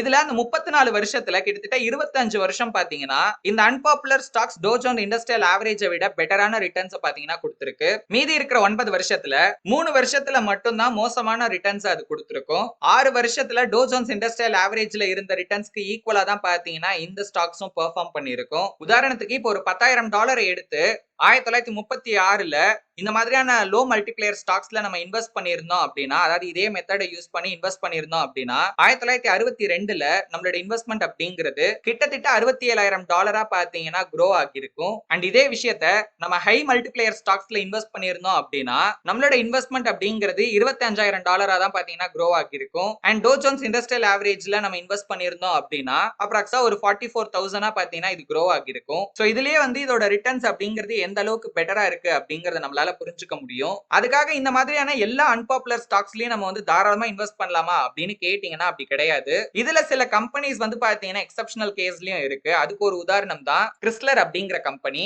இந்த ஸ்டாக்கோட earnings அப்படிங்கிறது ரொம்பவே பாத்தீங்கன்னா அன்ஸ்டேபிளா இருக்கு. இந்த கம்பெனி நல்ல earningsல இருக்கிறப்போ இது ஒரு லோ மல்டிப்ளேயர் ஸ்டாக்காவும், earningsே இல்லாதப்போ இல்ல ரொம்ப கம்மியான earnings இருக்கிறப்போ இது ஒரு ஹை மல்டிப்ளேயராவும் பாத்தீங்கன்னா இருந்திருக்கு. இந்த ப்ராப்ளம்கான சொல்யூஷனா தான் ஆர்த்தர் வெறும் கரண்ட் earnings மட்டும் நம்ம கம்பேர் பண்ணாம பாஸ்ட்ல ஒரு பர்టిక్యులர் பீரியடுக்கான ஆவரேஜ் earnings கண்டுபிடிச்சு அந்த டேட்டாவோட நம்ம கம்பேர் பண்ணி பார்க்கலாம் அப்படின்னு சொல்றாரு. சோ அப்படி பண்றதன் மூலமா இந்த மாதிரியான ஸ்டாக்ஸ மோஸ்ட்லி நம்ம வந்து ஃபில்டர் பண்ணிடலாம். இந்த மெத்தட ரீசன்ட்டா அதாவது ஆர்த்தர் இந்த புக்கோட ஃபைனல் எடிஷன் ரிலீஸ் பண்ற டைம்ல அவர் ஸ்டடி பண்ணி பார்த்தப்போ ரொம்ப ஒரு போரான ரிட்டர்ன்ஸ் தான் பாத்தீங்கன்னா கொடுத்திருக்கு. அதாவது லோ மல்டிப்ளேயர் ஸ்டாக்ஸ் வந்து பாத்தீங்கன்னா லாஸ் ஆகிருக்கு. But surprisingly high multiplayer stocks எல்லாம் பாத்தீங்கன்னா நல்லாவே க்ரோ ஆகிருக்கு. பட் இந்த ஒரே ஒரு ரிசல்ட்டை மட்டும் வச்சு இந்த ஸ்ட்ராட்டஜி அப்படிங்கிறது வேஸ்ட் அப்படின்லாம் சொல்லிட முடியாது. அஃப்கோர்ஸ் நமக்கு மோஸ்ட் ரீசன்ட் பெர்ஃபார்மன்ஸ் அப்படிங்கிறது முக்கியம் அப்படின்னா கூட நம்ம லாங் ரன்ல இந்த இன்வெஸ்ட்மெண்ட் ஸ்ட்ராட்டஜி எந்த அளவுக்கு ஒர்க் ஆகிருக்கு அப்படிங்கறதையும் ஞாபகத்துல வச்சுக்கணும். சோ ஸ்டார்டிங்ல இது வந்து ஒரு நல்ல ஸ்ட்ராட்டஜியாவே இருந்தாலும் ஒரு ஆண்டர்பிரைசிங் இன்வெஸ்டர்ஸ் மத்த விஷயங்களையும் சேர்த்து நம்ம ஸ்டாக்ஸை சூஸ் பண்றப்ப செக் பண்ணணும் அப்படின்னு ஆர்த்தர் சொல்றாரு. அதாவது குவான்டிடேட்டிவ் அண்ட் குவாலிட்டேட்டிவ் டெஸ்டிங் கண்டிப்பா பண்ணணும் அப்படின்னு சொல்றாரு. நம்பர் 2 பார்கெனிங் இஷ்யூஸ் வாங்கலாம். பார்கெனிங் அப்படிங்கறத தமிழ்ல பேரம் பேசுறது அப்படின்னு சொல்லுவாங்க. இந்த பார்கெனிங் இஷ்யூஸ் அப்படிங்கிறது என்னன்னு பாத்தீங்கன்னா ஒரு குறிப்பிட்ட செக்யூரிட்டிஸ் ஆர் ஒரு குறிப்பிட்ட அசெட் அப்படிங்கிறது அதோட ஆக்சுவல் வேல்யூல இருந்து ரொம்ப ரொம்ப ஒரு கம்மியான வேல்யூக்கு சேல் ஆகுறத தான் பார்கெனிங் இஷ்யூஸ் அப்படின்னு சொல்லுவாங்க. அந்த செக்யூரிட்டி ஒரு பாண்டா இருக்கலாம், இல்ல பிரிஃபர்ட் ஸ்டாக்ஸா இருக்கலாம், இல்ல ஒரு காமன் ஸ்டாக்கா கூட இருக்கலாம். இப்போ அந்த அசெட்டோட ஆக்சுவல் வேல்யூல இருந்து ஒரு 50% கம்மியான வேல்யூக்கு அந்த ஸ்டாக்ஸ் ஆர் அந்த பாண்ட்ஸ் கிடைச்சது அப்படின்னா அதுதான் ஒரு நல்ல பார்கெனிங் அப்படிங்கிறது. இந்த பார்கெனிங் இஷ்யூஸ்ல நமக்கு ஒரு சில காமனான டவுட்ஸ் வரும். அது என்ன அப்படின்னா இப்போ இந்த செக்யூரிட்டி ஆர் அசெட் அப்படிங்கிறது அண்டர் வேல்யூஷன்ல தான் இருக்கு அப்படிங்கறத எந்த ஃபேக்ட் ப்ரூவ் பண்ணுது? இந்த மாதிரியான பார்கெனிங் அப்படிங்கிறது எப்ப நமக்கு வரும்? இதுல இருந்து எப்படி ஒரு இன்வெஸ்டரால ப்ராஃபிட் பண்ண முடியும்? முதல்ல இப்போ ஒரு ஸ்டாக் வந்து ஒரு பார்கெனிங் பிரைஸ்ல தான் இருக்கா அப்படிங்கறத டெஸ்ட் பண்றதுக்கு ஆர்த்தர் 2 மெத்தட சஜஸ்ட் பண்றாரு. Number 1 appraisal method. இந்த மெத்தட்ல நம்ம ஒரு ஸ்டாக்கோட ஃபியூச்சர் earningsை எஸ்டிமேட் பண்ணனும். பட் அது எப்படி பண்ணனும் அப்படிங்கறது இங்க கொடுக்கல. அதுக்கப்புறமா அது ஒரு ரீசனபிள் ஃபேக்டரோட நம்ம வந்து மல்டிப்ளிகேட் பண்ணனும் அப்படின்னு சொல்றாரு. அந்த ஃபேக்டர் என்ன அப்படிங்கறதையும் பாத்தீங்கன்னா கிளியரா மென்ஷன் பண்ணல. ஏன்னா இது வந்து ஒவ்வொரு அசெட்டுக்கும் ஒவ்வொரு மாதிரி மாறும். இப்போ நம்ம கால்குலேட் பண்ணியிருக்கிற வேல்யூ அப்படிங்கிறது அந்த அசெட்டோட மார்க்கெட் பிரைஸை விட அதிகமா இருக்கு அப்படின்னா அது ஒரு பார்கெயின் அப்படிங்கறத நம்ம புரிஞ்சுக்கலாம். அதாவது அந்த ஸ்டாக் வந்து இப்போ வந்து அண்டர் வேல்யூல இருக்கு அப்படிங்கறத நம்மளால தெரிஞ்சுக்க முடியும். செகண்ட் மெத்தட் என்ன அப்படின்னா பிரைவேட் ஓனர் வேல்யூ. ஒரு கம்பெனில எவ்வளவு வேல்யூக்கு பிரைவேட் ஓனர்ஸ் வாங்கியிருக்காங்க அப்படிங்கறத தெரிஞ்சுக்கணும். அண்ட் இதுல ரொம்ப முக்கியமா நம்ம அந்த கம்பெனில இருக்க அசெட்ஸை ஃபோக்கஸ் பண்ணணும். அதாவது அந்த கம்பெனியோட நெட் ஒர்க்கிங் கேபிட்டலை நம்ம வந்து பாத்தீங்கன்னா செக் பண்ணணும். ஒர்க்கிங் கேபிட்டல் அப்படிங்கிறது என்னன்னு பாத்தீங்கன்னா அந்த கம்பெனியோட டோட்டல் அசெட்ஸ், அதாவது கேஷ், மார்க்கெட்டபிள் செக்யூரிட்டிஸ், அந்த கம்பெனில இருக்கிற இன்வென்டரிஸ், இதோட மொத்த வேல்யூ அப்படிங்கிறது இதுல இருந்து அந்த கம்பெனியோட டோட்டல் லயபிலிட்டிஸை வந்து பாத்தீங்கன்னா மைனஸ் பண்ணணும். சோ அந்த கம்பெனில லயபிலிட்டிஸ் அப்படிங்கிறது பாத்தீங்கன்னா பாண்ட், பிரிஃபர்ட் ஸ்டாக்ஸ் இதெல்லாம். சோ இத போட்டோம் அப்படின்னா நமக்கு வந்து அந்த கம்பெனியோட நெட் ஒர்க்கிங் கேபிட்டல் அப்படிங்கிறது பாத்தீங்கன்னா தெரிஞ்சிரும். இதுவுமே ஆல்ரெடி நம்ம பார்த்த ஃபர்ஸ்ட் மெத்தட் மாதிரி தான். பட் என்னன்னா இதுல அதிக அட்டென்ஷனை ஒர்க்கிங் கேபிட்டல்ல கொடுப்போம். ஏன்னா இதன் மூலமா அந்த கம்பெனியோட ரியல் வேல்யூ என்ன அப்படிங்கறத நம்மளால தெரிஞ்சுக்க முடியும். எப்ப இந்த பார்கெயின்ஸ் அப்படிங்கிறது அப்பேர் ஆகும், குறிப்பா எப்ப மார்க்கெட் வந்து ஃபால் ஆகுதோ அப்பெல்லாம் இந்த மாதிரியான பார்கெயின்ஸ் நம்மளால பார்க்க முடியும். ஏன்னா அந்த இடத்துல ஜெனரல் மார்க்கெட் சென்டிமெண்ட் அப்படிங்கிறது பியரிஷா இருக்கிறதுனால நல்ல நல்ல ஸ்டாக்ஸோட பிரைஸும் பாத்தீங்கன்னா ஓவரால் மார்க்கெட் கண்டிஷனுக்கு ஏத்த மாதிரி தொடர்ந்து ஃபாலோ ஆயிட்டே இருக்கும். அப்ப இந்த மாதிரியான பார்கெனிங் இஷ்யூஸ் நம்மளால பார்க்க முடியும். இதுக்கு ஒரு எக்ஸாம்பிள் அப்படின்னு பாத்தீங்கன்னா 1941ல ஜெனரல் மோட்டார்ஸ் அப்படிங்கிற கம்பெனி பாத்தீங்கன்னா அண்டர் வேல்யூல சேல் ஆச்சு. பட் அந்த கம்பெனியோட ஸ்டாக்கோட பிரைஸை கம்பேர் பண்ணும்போது அவங்களோட ஏர்னிங்ஸ் டிவிடெண்ட் இது எல்லாமே வந்து பாத்தீங்கன்னா ரொம்பவே அதிகமா தான் இருந்துச்சு. பட் ஸ்டில் அந்த ஸ்டாக்கோட பிரைஸ் கம்மியான ரேட்டுக்கு தான் செல் ஆச்சு. என்னென்ன ரீசன்னாலலாம் ஒரு ஸ்டாக் வந்து அண்டர் வேல்யூவேஷனுக்கு போலாம் அப்படின்னு கேட்டீங்கன்னா, நம்பர் 1 ஒரு டெம்பரவரியான ஒரு செட்பேக். அதாவது இப்போ ரீசன்ட்டா ஒரு லாஸ்ட் ஒரு 3 மாசத்துலயோ 6 மாசத்துலயோ அந்த கம்பெனி வந்து ஒரு கோரான ஒரு பெர்ஃபார்மன்ஸ பண்ணிருந்தாங்க அப்படின்னா அப்ப அந்த ஸ்டாக் வந்து ஒரு அண்டர் வேல்யூவேஷனுக்கு போலாம். இதுக்கு ரொம்ப முக்கியமான ரீசன் என்னன்னா மார்க்கெட்ல அந்த ஸ்டாக்ல ஒரு அதிக அளவுல எதிர்பார்ப்பு அப்படிங்கிறது இருந்திருக்கும். சோ அந்த எக்ஸ்பெக்டேஷன் அந்த இடத்துல ஃபுல்ஃபில் ஆகாததுனால ஒரு பெரிய ஏமாற்றம் அப்படிங்கிறது இன்வெஸ்டர்ஸ் மத்தியில ஏற்பட்டிருக்கும். அண்ட் இந்த ரீசனால நிறைய பேர் இந்த ஸ்டாக் வேணாம் அப்படின்னு பாத்தீங்கன்னா செல் பண்ண ஆரம்பிச்சிருக்கலாம். சோ இதனால கூட பாத்தீங்கன்னா அந்த ஸ்டாக்கோட பிரைஸ் அப்படிங்கிறது ஒரு அண்டர் வேல்யூக்கு போக வாய்ப்பு இருக்கு. நம்பர் 2 மார்க்கெட்ல ஒரு சில குறிப்பிட்ட கம்பெனியை பாத்தீங்கன்னா தவிர்த்துருவாங்க. இல்ல அப்படின்னா அது வந்து ஃபேமஸ் ஆகாமலே பாத்தீங்கன்னா இருக்கும். அதாவது நான் என்ன சொல்ல வரேன் அப்படின்னா புதுசா அந்த ஸ்டாக்கை வாங்கணும் அப்படின்னு பாத்தீங்கன்னா நிறைய பேர் நினைக்கவே மாட்டாங்க. சோ ரொம்பவே கம்மியான டிமாண்ட் அந்த ஸ்டாக்குக்கு இருக்கிறதுனால கூட அந்த ஸ்டாக்கோட பிரைஸ் அப்படிங்கிறது கம்மியாகிறதுக்கான வாய்ப்பு இருக்கு. நம்பர் 3 ஒரு கம்பெனியோட உண்மையான ஏர்னிங்ஸ் என்ன அப்படிங்கறத தெரிஞ்சுக்காம கூட அந்த ஸ்டாக்கோட வேல்யூ அப்படிங்கிறது அண்டர் வேல்யூக்கு போலாம். இந்த மாதிரியான பார்கெயின் ஸ்டாக்ஸை தேடி அதுல இன்வெஸ்ட் பண்றதுல இருக்கிற காமனான ப்ராப்ளம்ஸ் என்ன அப்படின்னு பாத்தீங்கன்னா இப்ப பிரைஸ் டு ஏர்னிங்ஸ் ரேஷியோல ஒரு ஃபால் வருது அப்படின்னா அந்த மாதிரி வர எல்லா ஃபாலுமே மார்க்கெட்ல ரெக்கவர் ஆகுறது கிடையாது. உதாரணத்துக்கு அனகொண்டா வயர் அண்ட் கேபிள் அப்படிங்கிற கம்பெனி 1956ல ஒரு ஹை பிரைஸ்ல பாத்தீங்கன்னா ட்ரேட் ஆகிட்டு இருந்திருக்கு. அதுக்கப்புறம் ஒரு பெரிய டிக்ளைனுக்கு அப்புறமா 1963ல ரொம்பவே ஒரு கம்மியான பிரைஸுக்கு தான் பாத்தீங்கன்னா இந்த ஸ்டாக் அப்படிங்கிறது ட்ரேட் ஆகிருக்கு. சோ இந்த ப்ராப்ளமை தடுக்கிறதுக்கு முதல்ல ஏர்னிங் ஸ்டெபிலிட்டியே வந்து பாத்தீங்கன்னா அட்லீஸ்ட் 10 இயர்ஸ்க்கு நம்ம வந்து டெஸ்ட் பண்ணணும். ரெண்டாவது அந்த கம்பெனியோட ஃபைனான்சியல் ஸ்ட்ரென்த் அப்படிங்கிறது ரொம்ப முக்கியமான ஒரு விஷயம். மூணாவது நம்ம ஏற்கனவே பார்த்த விஷயம் தான் ரீசன்ட்டான வேல்யூக்கு பதிலா ஆவரேஜா இருக்கிற பிரைஸ் டு ஏர்னிங்ஸ் ரேஷியோவை செக் பண்ணி அதை விட ஒரு லோ பிரைஸ்ல இருக்கா அப்படிங்கறத நம்ம தெரிஞ்சுக்கணும். ஏன்னா இந்த பிரைஸ் டு ஏர்னிங்ஸ் ரேஷியோ ஸ்டேபிளா இல்ல அப்படின்னா ஏற்கனவே இந்த பிரைஸ் டு ஏர்னிங்ஸ் ரேஷியோ ஸ்டேபிளா இல்லாத கிறிஸ்லர் அப்படிங்கிற கம்பெனில என்ன நடந்துச்சு அப்படிங்கறத நம்ம பார்த்திருக்கோம். சோ இந்த மாதிரியான ஸ்டாக்ஸ் அப்படிங்கிறது மோஸ்ட் ஆஃப் த என்டர்பிரைசிங் இன்வெஸ்டர்ஸ்க்கு ஒரு ரிஸ்கான ஆப்ஷனா மாறிடும். பார்கெனிங் சிச்சுவேஷனுக்கான ஒரு சில எக்ஸாம்பிள்ஸ் பார்ப்போம். நம்பர் 1 அன்பாப்புலரான ஸ்டாக்ஸ். நேஷனல் பிரஸ்டோ இண்டஸ்ட்ரி அப்படிங்கிற கம்பெனியோட ஏர்னிங்ஸ் அப்படிங்கிறது 1968ல இருந்து 70 வரைக்கும் பாத்தீங்கன்னா நல்லாவே ஏறி இருக்கு. பட் அந்த ஸ்டாக்கோட பிரைஸ் வந்து பாத்தீங்கன்னா அதே பர்டிகுலர் பீரியட்ல தொடர்ந்து பாத்தீங்கன்னா ஃபால் ஆயிட்டே இருந்திருக்கு. கிட்டத்தட்ட அந்த கம்பெனியோட ஏர்னிங்ஸை விட 4 மடங்குக்கும் கம்மியான வேல்யூல தான் அந்த ஸ்டாக் அப்படிங்கிறது 1970ல செல் ஆகிருக்கு. அடுத்து ஸ்டாண்டர்ட் ஆயில் ஆஃப் கலிபோர்னியா அப்படிங்கிற கம்பெனியோட பிரைஸ் 1959ல எப்படி இருந்துச்சோ அதே சேம் வேல்யூக்கு தான் 1972லயும் பாத்தீங்கன்னா ட்ரேட் ஆகிருக்கு. இந்த கம்பெனியோட ஏர்னிங் ஸ்டடியா இருக்கு. பட் இதோட பிரைஸ் டு ஏர்னிங்ஸ் ரேஷியோ பாத்தீங்கன்னா 10 தான் இருக்கு. சோ இந்த மாதிரியான சாலிடான கம்பெனிக்கு இது ரொம்பவே ஒரு லோவான வேல்யூ தான். ரெண்டாவது hidden earnings. Northern Pacific railway அப்படிங்கிற கம்பெனி 1946ல இருந்து 1947 வரைக்கும் ஒரு ஸ்ட்ராங்கான ஏர்னிங்ஸ் வச்சிருந்தாங்க அப்படின்னா கூட அந்த ஸ்டாக்கோட பிரைஸ் அப்படிங்கிறது பாத்தீங்கன்னா தொடர்ந்து ஃபால் ஆகிருக்கு. இதுக்கான ரீசன் என்ன அப்படின்னு பாத்தீங்கன்னா அந்த கம்பெனில இருந்து நிறைய பேர் எதிர்பார்த்த டிவிடெண்டை விட ஒரு கம்மியான டிவிடெண்ட் தான் பாத்தீங்கன்னா அவங்க ப்ரொவைட் பண்ணிருக்காங்க. அண்ட் இந்த ரீசனாலேயே அந்த ஸ்டாக்கோட பிரைஸ் அப்படிங்கிறது பாத்தீங்கன்னா ரொம்பவே கம்மியாகி இருக்கு. ஏர்னிங்ஸ் அப்படிங்கிறது ஸ்ட்ராங்காவே இருந்தாலும் கூட. Number 3 net working capital bargains. ஒரு ஸ்டாக்கோட வேல்யூ அதோட நெட் கரண்ட் அசெட்டை விட கம்மியா இருந்துச்சு அப்படின்னா அததான் நெட் வொர்க்கிங் கேபிட்டல் பார்கெயின் அப்படின்னு சொல்லுவாங்க.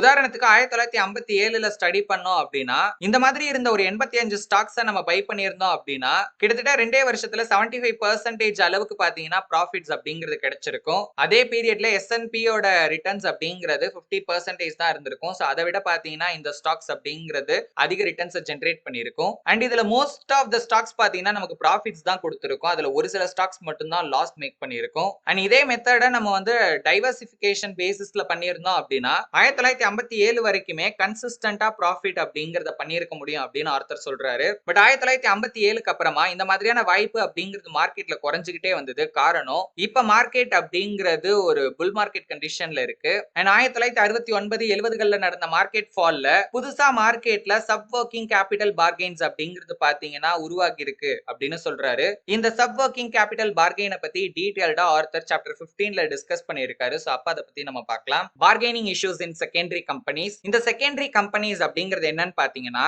இம்பார்ட்டன்டான இண்டஸ்ட்ரீஸ் செக்டார்ல வந்து பாத்தீங்கன்னா இவங்க ஒரு டாப் பொசிஷன்ல இருக்க மாட்டாங்க. பெரும்பாலும் இது ஒரு சின்ன சின்ன கம்பெனியா, ரொம்ப கம்மியான முக்கியத்துவம் வாய்ந்த கம்பெனியா தான் இருப்பாங்க.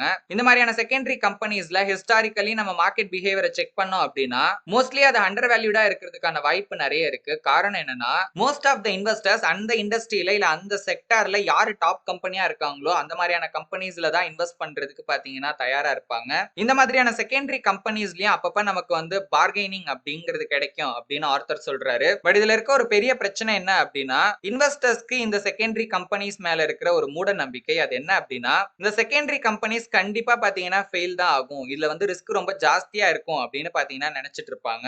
பட் உண்மை என்ன அப்படின்னா பெரும்பாலான இந்த மாதிரியான செகண்டரி கம்பெனிஸ் அப்படிங்கிறது நல்லாவே ரன் பண்ணிட்டு இருக்காங்க அண்ட் ஒரு நல்ல ரிட்டர்ன்ஸையும் பாத்தீங்கன்னா ஜெனரேட் பண்ணிருக்காங்க.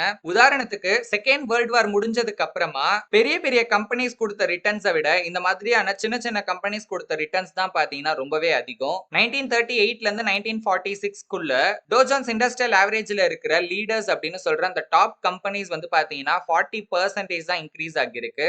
இதே இந்த மாதிரியான செகண்டரி கம்பெனிஸ் வந்து கிட்டத்தட்ட 280% அளவுக்கு பாத்தீங்கன்னா க்ரோ ஆகிருக்கு. பட் 1961 68லலாம் எலக்ட்ரானிக்ஸ், கம்ப்யூட்டர்ஸ், பிரான்ச்சைசிங் இந்த மாதிரியான இண்டஸ்ட்ரீஸ்ல இருக்கிற ஸ்மால் கம்பெனிஸ்ல பிரைஸ் அப்படிங்கிறது ரொம்ப அதிகமாவே பாத்தீங்கன்னா ஸ்பெகுலேட் ஆச்சு. பட் மார்க்கெட் கிராஷ் நடக்கிற டைம்லலாம் இந்த மாதிரியான ஸ்டாக்ஸ் பயங்கரமா அடி வாங்கி மறுபடியும் பாத்தீங்கன்னா ஒரு அண்டர் வேல்யூவேஷனுக்கே போச்சு. நம்ம ஏன் இந்த மாதிரியான செகண்டரி கம்பெனிஸோட பார்கெயின்ல இன்வெஸ்ட் பண்ணலாம் அப்படிங்கிறதுக்கான ரீசன் ஆர்த்தர் கொடுத்திருக்காரு. அது என்னன்னு பார்க்கலாம். இந்த மாதிரி கம்பெனிஸ்ல இன்வெஸ்ட் பண்றதன் மூலமா பல வழிகள்ல நம்மளால ப்ராஃபிட் பண்ண முடியும். Number 1, high dividend return. Investors ஈர்க்கிறதுக்காக அவங்க அதிக டிவிடெண்ட் கூட வந்து பாத்தீங்கன்னா ப்ரொவைட் பண்றதுக்கான வாய்ப்பு இருக்கு. ஏன்னா அதை பார்த்துட்டு கூட ஒரு சில இன்வெஸ்டர்ஸ் அவங்க கம்பெனில இன்வெஸ்ட் பண்ணலாம். நம்பர் 2, அவங்களோட ஏர்னிங்ஸ் அவங்களோட பிசினஸ்லயே பாத்தீங்கன்னா ரீஇன்வெஸ்ட் பண்ணுவாங்க. சோ இதனால லாங் டேர்ம்ல அந்த பிசினஸ்ல நல்ல growth அப்படிங்கிறது பாத்தீங்கன்னா இருக்கும். நம்பர் 3, புல் மார்க்கெட் கண்டிஷன்ல இந்த மாதிரியான ஸ்மால் ஸ்டாக்ஸோட பிரைஸ் அப்படிங்கிறது நல்லாவே பாத்தீங்கன்னா இன்க்ரீஸ் ஆகும், ஒரு லார்ஜ் கம்பெனியோட ஸ்டாக்கோட வேல்யூ இன்க்ரீஸ் ஆகிறத விட.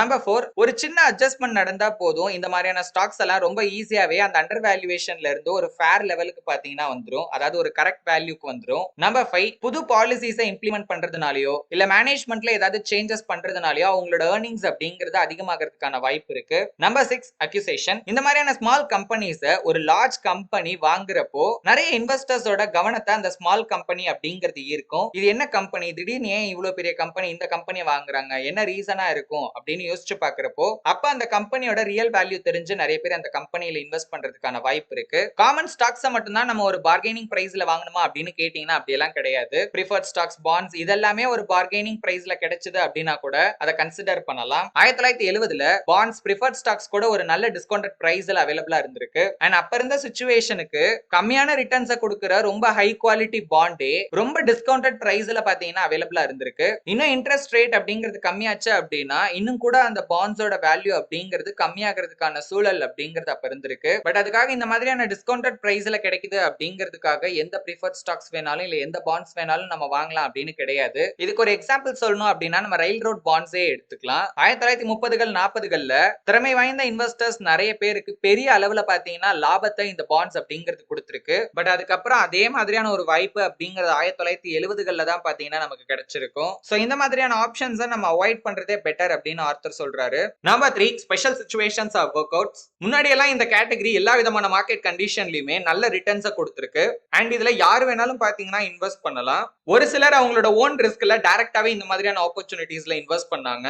ஒரு சிலர் இந்த மாதிரி ஆப்பர்ச்சுனிட்டிஸ்ல இன்வெஸ்ட் பண்ற ஃபண்ட் மேனேஜர் மூலமா அவங்களோட இன்வெஸ்ட்மெண்ட்டை பண்ணாங்க. பட் இப்போ இந்த ஆப்பர்ச்சுனிட்டிஸ் அப்படிங்கிறது ரொம்பவே ரிஸ்கியா மாறிடுச்சு. அது மட்டும் இல்லாம இப்ப இதுல ப்ராஃபிட் அப்படிங்கிறதும் பாத்தீங்கன்னா ரொம்பவே கம்மியா தான் இருக்கு அப்படின்னு ஆர்த்தர் சொல்றாரு. இப்போ இந்த ஸ்பெஷல் சிச்சுவேஷன் எப்படி இருக்கும், எப்படி ஸ்டார்ட் ஆகும் அப்படிங்கிறதுக்கான உதாரணங்களை பார்க்கலாம். Number 1, corporate accusation. கன்சிடர் இப்போ ஒரு லார்ஜ் கம்பெனி ஒரு ஸ்மால் கம்பெனியை தன்னோட பிசினஸ் எக்ஸ்பேண்ட் பண்றதுக்காக வாங்குறாங்க அப்படின்னு வச்சுக்கோங்க.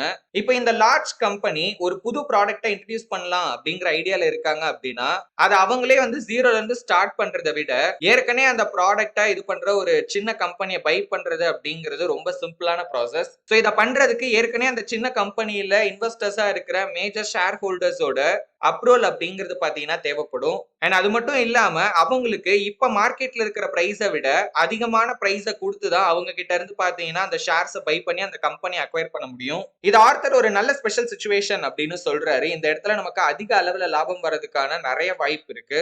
நம்பர் 2, இப்ப திவாலான ஒரு கம்பெனி திரும்ப பழைய நிலைமைக்கு வரதையும் ஒரு ஸ்பெஷல் சிச்சுவேஷன் அப்படின்னு சொல்லலாம். இதுக்கு ஹிஸ்டாரிக்கலி ஒரு நல்ல எக்ஸாம்பிள் அப்படின்னு நம்ம பார்த்தோம்னா ரயில் ரோட் கம்பெனியை எடுத்துக்கலாம். இந்த கம்பெனி திவாலானதுக்கு அப்புறம் இவங்களோட பாண்ட்ஸ் அப்படிங்கிறது ரொம்ப லோ பிரைஸ்க்கு பாத்தீங்கன்னா செல் ஆகிட்டு இருந்துச்சு. ஒரு சில இன்வெஸ்டர்ஸ் என்ன பண்ணாங்கன்னா அந்த மாதிரி லோ பிரைஸ்ல கிடைக்கிறப்போ அந்த கம்பெனியோட பாண்ட்ஸை பை பண்ணாங்க. அதுக்கப்புறம் அந்த கம்பெனி கொஞ்சம் கொஞ்சமா பழைய நிலைமைக்கு வர வர அந்த கம்பெனியோட பாண்ட்ஸ், அந்த கம்பெனி ப்ரொவைட் பண்ற நியூ செக்யூரிட்டிஸோட பிரைஸ் அப்படிங்கிறது ஹை பிரைஸ்க்கு பாத்தீங்கன்னா செல் ஆச்சு. பட் அதுக்காக நம்ம எல்லா திவாலான கம்பெனிலையும் இன்வெஸ்ட் பண்ணலாம் அப்படின்லாம் கிடையாது.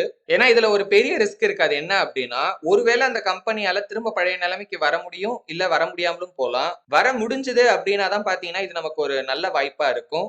அண்ட் ஒருவேளை அப்படி நடந்துச்சு அப்படின்னா அதன் மூலமா ஒரு நல்ல லாபம் நம்மளால சம்பாதிக்க முடியும். Number 3, public utility breakups. Already இருக்கிற கம்பெனியை 2 கம்பெனியா டிவைட் ஆகுறத தான் அப்படி சொல்லுவாங்க. இதன் மூலமா என்ன ஆகும் அப்படின்னு பாத்தீங்கன்னா அந்த கம்பெனியோட ஆக்சுவல் ஷேர் வேல்யூ அப்படிங்கிறது இன்னுமே ஜாஸ்தியாக வாய்ப்பு இருக்கு அப்படிங்கிற மாதிரி ஆர்த்தர் சொல்றாரு. ஃபார் எக்ஸாம்பிள் இப்போ ஏபிசி அப்படின்னு ஒரு கம்பெனி இருக்காங்க. அவங்க 2 செக்டார்ல வந்து ஸ்ட்ராங்கா அவங்க பிசினஸ் பண்ணிட்டு இருக்காங்க. காமனா ஒரே கம்பெனியா தான் அவங்க ரன் பண்ணிட்டு இருக்காங்க. சோ ஒரு பாயிண்ட்க்கு மேல அவங்களோட பிசினஸ் 2 செப்பரேட் என்டிட்டியா பிரிக்கணும் அப்படின்னு நினைச்சாங்க அப்படின்னா கண்டிப்பா அதை அவங்களால பண்ண முடியும். இந்தியாலுமே நிறைய கம்பெனி ஸ்டாக் மார்க்கெட்ல லிஸ்ட் ஆனதுக்கு அப்புறமும் பாத்தீங்கன்னா 2 செப்பரேட் என்டிட்டிஸா பாத்தீங்கன்னா பிரிஞ்சிருக்கு. சோ அப்படி பண்றதுக்கு முன்னாடி செபில இருந்து ஒரு அப்ரூவல் வாங்கணும். சோ அதுக்கப்புறம் அந்த ப்ராசஸை கம்ப்ளீட் பண்ணதுக்கு அப்புறமா அது 2 கம்பெனியா பாத்தீங்கன்னா ஸ்பிளிட் ஆகிரும். இதுல என்ன ஒரு பிளஸ் பாயிண்ட் அப்படின்னா ஏற்கனவே அது ஒரே கம்பெனியா இருந்தப்ப அதுல யார் யாரெல்லாம் ஷேர் ஹோல்டர்ஸா இருந்தாங்களோ அவங்க எல்லாருக்குமே அந்த நியூ கம்பெனில, அதாவது 2ஆ பிரிஞ்சதுக்கு அப்புறம் 2 கம்பெனிஸ்லயுமே பாத்தீங்கன்னா அவங்களுக்கு ஷேர்ஸ் அப்படிங்கிறது இருக்கும். சோ இப்ப நம்மளோட ஹோல்டிங்ஸோட மதிப்பு அப்படிங்கிறது இன்னும் ஜாஸ்தி ஆகிறதுக்கும் பாத்தீங்கன்னா நிறைய வாய்ப்பு இருக்கு. ஏன்னா அந்த மாதிரி டைம்ல இப்போ அந்த புதுசா பிரிஞ்சு போற கம்பெனி நார்மலா பாத்தீங்கன்னா அந்த ஒரு கம்பெனில இருந்து அந்த ஒரு இதை மட்டும் தனியா பிரிச்சு இன்னொரு கம்பெனி ஆக்குவாங்க. சோ அந்த நியூ கம்பெனில இப்ப நிறைய பேர் இன்வெஸ்ட் பண்ண வரப்போ அந்த ஷேரோட பிரைஸ் வந்து இன்க்ரீஸ் ஆகிறதுக்கான வாய்ப்பு அப்படிங்கிறது நிறைய இருக்கு. சோ அப்ப ஆல்ரெடி அந்த கம்பெனில இன்வெஸ்டர்ஸா இருக்கிறவங்களுக்கு அது ஒரு நல்ல லாபத்தை கொடுக்கும். பொதுவாவே இப்போ ஒரு கம்பெனி மேல ஏதாவது ஒரு குற்றச்சாட்டு இருக்குனாலோ, இல்ல அந்த கம்பெனி மேல ஏதாவது கேஸ் இருக்கு அப்படின்னாலோ, இல்ல அந்த கம்பெனியோட நிர்வாகத்துல ஏதாவது சிக்கல் இருக்கு அப்படின்னாலோ அந்த கம்பெனியோட ஸ்டாக்கோட வேல்யூ அப்படிங்கிறது ரொம்ப கம்மியாகிரும், அதாவது அண்டர் வேல்யூ ஆகிரும். அண்ட் இந்த மாதிரி ஸ்டாக்ஸை வாங்க வேணாம் அப்படின்னே பாத்தீங்கன்னா அந்த காலத்துல எல்லாம் சொல்லுவாங்க. இது உண்மைதான். பட் இருந்தாலும் எல்லாருக்கும் இது பொருந்தாது. இதுலயுமே ஒரு சில நல்ல வாய்ப்பு, அதாவது இந்த மாதிரியான கம்பெனிஸ்ல கூட நமக்கு ஒரு நல்ல ஸ்பெஷல் சிச்சுவேஷன் ஆப்பர்ச்சுனிட்டி கிடைக்கிறதுக்கான வாய்ப்பு இருக்கு. ஆனா அதை கண்டுபிடிக்கிறதுக்கு நமக்கு சில விஷயங்கள் தேவைப்படும். அது என்னென்ன அப்படின்னு கேட்டீங்கன்னா நம்பர் 1, இதுவுமே வந்து இன்வெஸ்ட் பண்றதுக்கான ஒரு டெக்னிக் தான். ஓகேங்களா? சோ அதுக்கான செப்பரேட்டான ஸ்கில், ஜட்ஜ்மெண்ட், எக்ஸ்பீரியன்ஸ் இது எல்லாமே பாத்தீங்கன்னா நமக்கு தேவைப்படும். அண்ட் இந்த ஸ்பெஷல் சிச்சுவேஷன்ஸ் அப்படிங்கிறது எல்லா விதமான ஆண்டர்பிரைசிங் இன்வெஸ்டர்ஸ்க்கும் சூட் ஆகாது. ஒரு சிலருக்கு மட்டும்தான் பாத்தீங்கன்னா இது சூட் ஆகும். இந்த ரீசனாலே ஆர்த்தர் இதை பத்தி ரொம்ப டீடைல்டாலாம் இந்த புக்ல எக்ஸ்பிளைன் பண்ணல.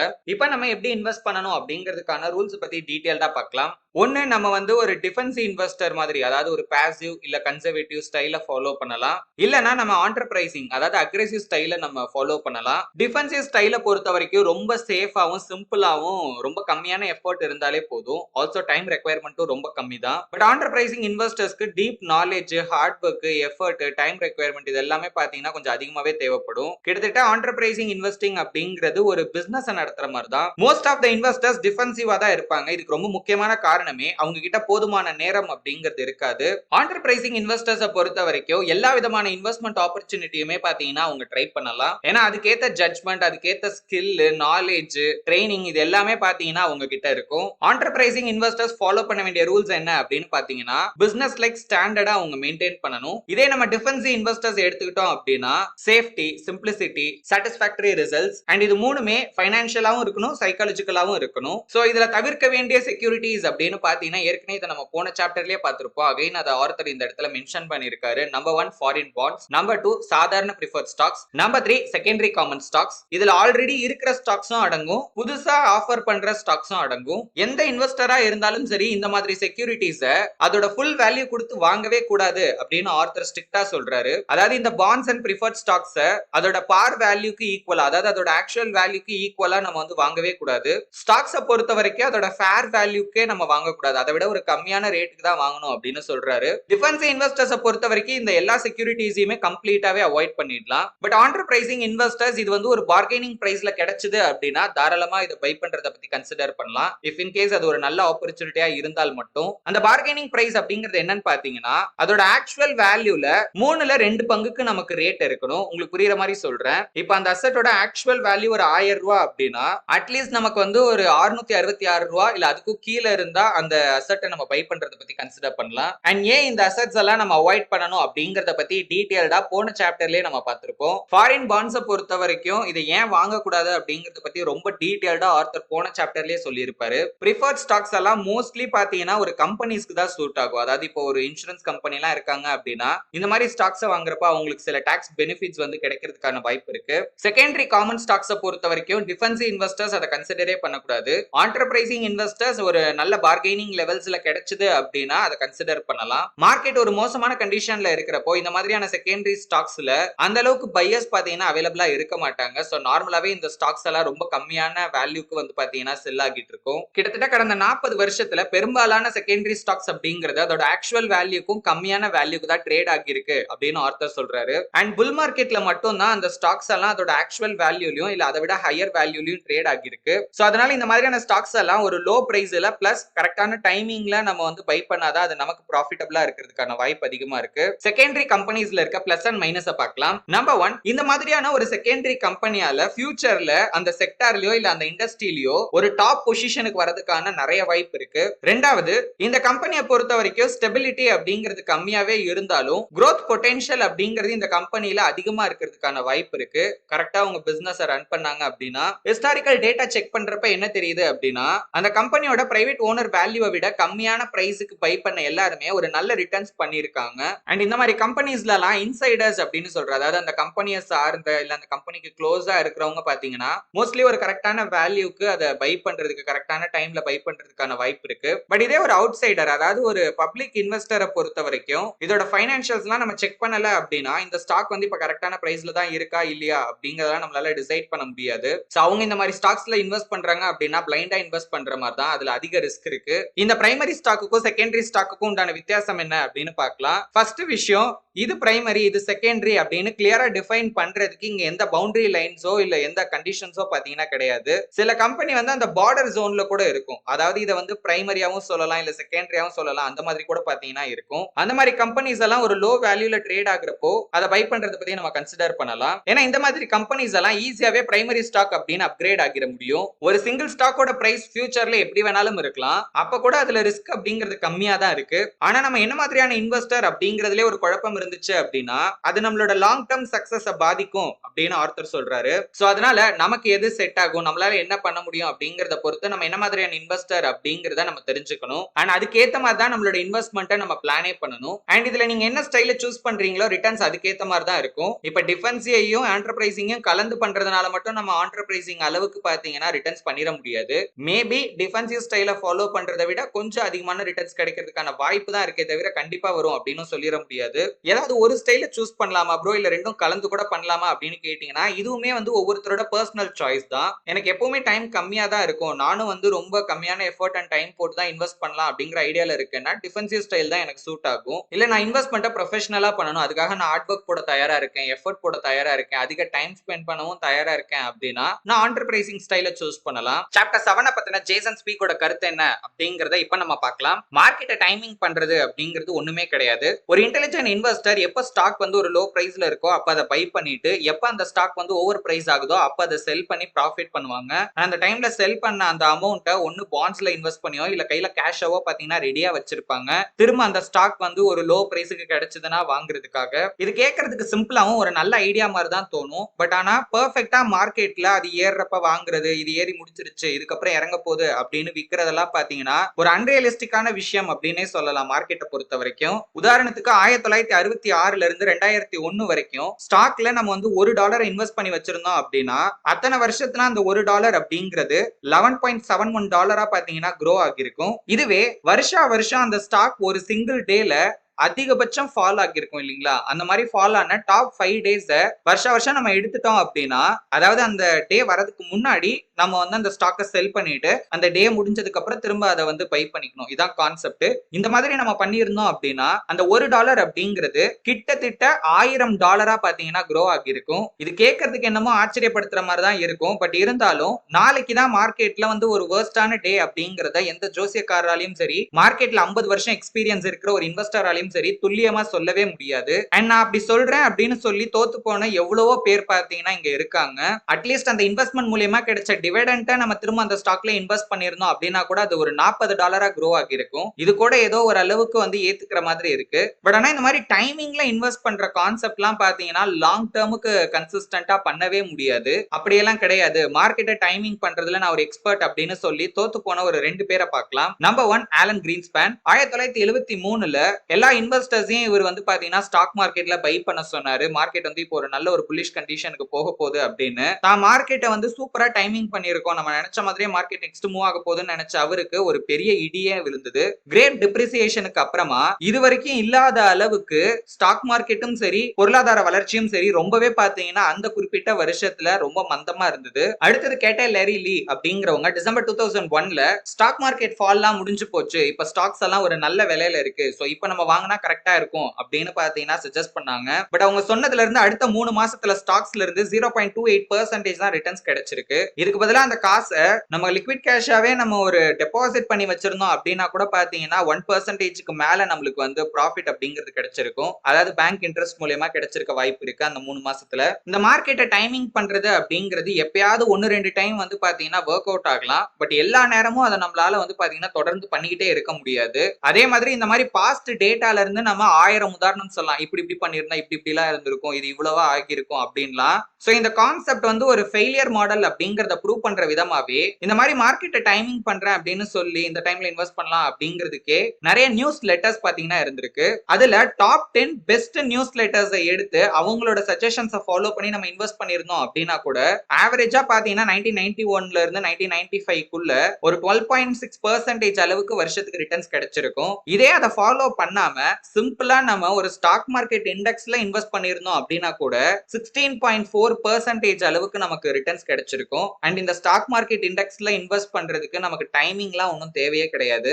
இதுல இருந்து மார்க்கெட்டை டைமிங் பண்ற விஷயத்துல ஈவன் எக்ஸ்பர்ட்ஸ் கூட தோத்து போவாங்க அப்படிங்கிறது நல்லா புரியுது. டேனிஷ் பிலாசபர் அழகான ஒரு விஷயம் சொல்லுவார். அது என்ன அப்படின்னா, நம்மளோட வாழ்க்கையை கடந்த காலத்துல தான் நம்மளால புரிஞ்சுக்க முடியும், ஆனா நிகழ்காலத்துல மட்டும்தான் அதை வாழ முடியும் அப்படின்னு சொல்லுவாரு. அந்த மாதிரி பாஸ்ட்ல நம்ம என்ன வேணாலும் பாத்தீங்கன்னா நடந்திருக்கலாம். அதை வச்சு நம்ம 1000 கான்செப்ட்ஸ், 1000 விஷயம், 1000 மெத்தட்ஸை வந்து நம்மளால வந்து பாத்தீங்கன்னா உருவாக்க முடியும், பேட்டர்ன்ஸை கண்டுபிடிக்க முடியும். பட் அதெல்லாம் ரியாலிட்டிக்கு எந்த அளவுக்கு சூட் ஆகும் அப்படிங்கறத நம்ம பார்க்கணும். ஆனா அதே விஷயம் இப்ப பிரசன்ட்ல அப்படியே நடக்கும் அப்படின்னு பாத்தீங்கன்னா நம்மளால உறுதியா சொல்லவே முடியாது. சோ இந்த மார்க்கெட்டை டைமிங் பண்றது அப்படிங்கிற விஷயம் மோஸ்ட் ஆஃப் த இன்வெஸ்டர்ஸ்க்கு பிராக்டிகலாவும் சரி, எமோஷனலாவும் சரி இம்பாசிபிளான ஒரு விஷயம் அப்படின்னு சொல்றாரு. எந்த கம்பெனி grow ஆகும்? 1990கள்ல இருந்த growth ஸ்டாக்ஸ்க்கான சில எக்ஸாம்பிள்ஸ் நம்ம எடுத்து பார்த்தோம் அப்படின்னா ஒரு 3 கம்பெனி இங்க நம்ம எடுத்துக்கலாம். General Electrics, Home Depot, Sun Microsystems. இந்த கம்பெனி எல்லாம் 1995ல இருந்து 1999 வரைக்கும் நம்ம ஸ்டடி பண்ணி பார்த்தோம் அப்படின்னா சன் மைக்ரோ சிஸ்டம் பொறுத்த வரைக்கும் அவங்களோட ரெவென்யூ அப்படிங்கிறது அப்படியே டபுள் ஆச்சு. ஹோம் டிபார்ட்டோட ரெவென்யூ டபுளை விட அதிகமாச்சு. ஜெனரல் எலக்ட்ரிக்ஸை பொறுத்த வரைக்கும் அதோட ரெவென்யூல 29% அளவுக்கு பாத்தீங்கன்னா grow ஆகிருக்கு. ஏர்னிங்ஸும் கிட்டத்தட்ட 65% இன்க்ரீஸ் ஆகிருக்கு. Sun Microsystem and Home டிபார்ட்டை பொறுத்த வரைக்கும் அதோட ஏர்னிங்ஸ் பெர் ஷேர் அப்படிங்கிறது கிட்டத்தட்ட 3 மடங்கு ஆகிருக்கு. எல்லாமே நல்லதா தானே ப்ரோ இருக்கு, இதுல என்ன பிரச்சனை அப்படின்னு கேட்டீங்கன்னா ஆக்சுவலி பிரச்சனையே அந்த நல்ல வளர்ச்சியில தான் இருக்கு. ஒரு கம்பெனி ரொம்ப ஃபாஸ்டா grow ஆச்சு அப்படின்னா அதன் மூலமா அந்த ஸ்டாக்கோட பிரைஸ் அந்த கம்பெனி grow ஆனதை விட ரொம்ப அதிகமாவே பாத்தீங்கன்னா grow ஆகும். இதனால அந்த ஸ்டாக் அப்படிங்கிறது ரொம்ப எக்ஸ்பென்சிவ் ஆகும். என்னதான் ஒரு நல்ல கம்பெனி ஃபண்டமெண்டலி ரொம்ப ஸ்ட்ராங்கான ஒரு கம்பெனியாவே இருந்தாலும் அந்த கம்பெனியோட ஸ்டாக்ஸை ஒரு ஹை பிரைஸ் கொடுத்து நம்ம வாங்கணும் அப்படின்னா அப்ப அது ஒரு கிரேட் இன்வெஸ்ட்மெண்டா இருக்காது. ஏன்னா பெரிய கம்பெனிகளுக்கு இருக்கிற பிரச்சனையே அது எப்பவுமே அதே மாதிரி தொடர்ந்து ஃபாஸ்டா grow ஆகிட்டே இருக்காது. ஃபார் எக்ஸாம்பிள் இப்போ $1 பில்லியன் வர்த் ஆன ஒரு கம்பெனி இருக்காங்க, அவங்க அவங்களோட சேல்ஸ் அப்படியே டபுள் ஆக்கிட்டாங்க. அது அவங்களால ரொம்ப ஈஸியாவே பண்ண முடியும். இப்ப இதே கம்பெனியே $50 பில்லியன் வர்த்தா ஆனதுக்கு அப்புறமா இப்ப அவங்களோட கம்பெனில இன்னொரு $50 பில்லியன் பிசினஸ் பண்றது அப்படிங்கிறது எந்த அளவுக்கு கஷ்டமான ஒரு விஷயம் அப்படின்னு யோசிச்சு பாருங்க. ஏன்னா இங்க இருக்கிற எக்கானமியை நம்ம பார்க்கணும், மார்க்கெட் ஸ்பேஸ பார்க்கணும், காம்படிட்டர்ஸ பார்க்கணும், இவ்வளவு விஷயம் இருக்கிறப்போ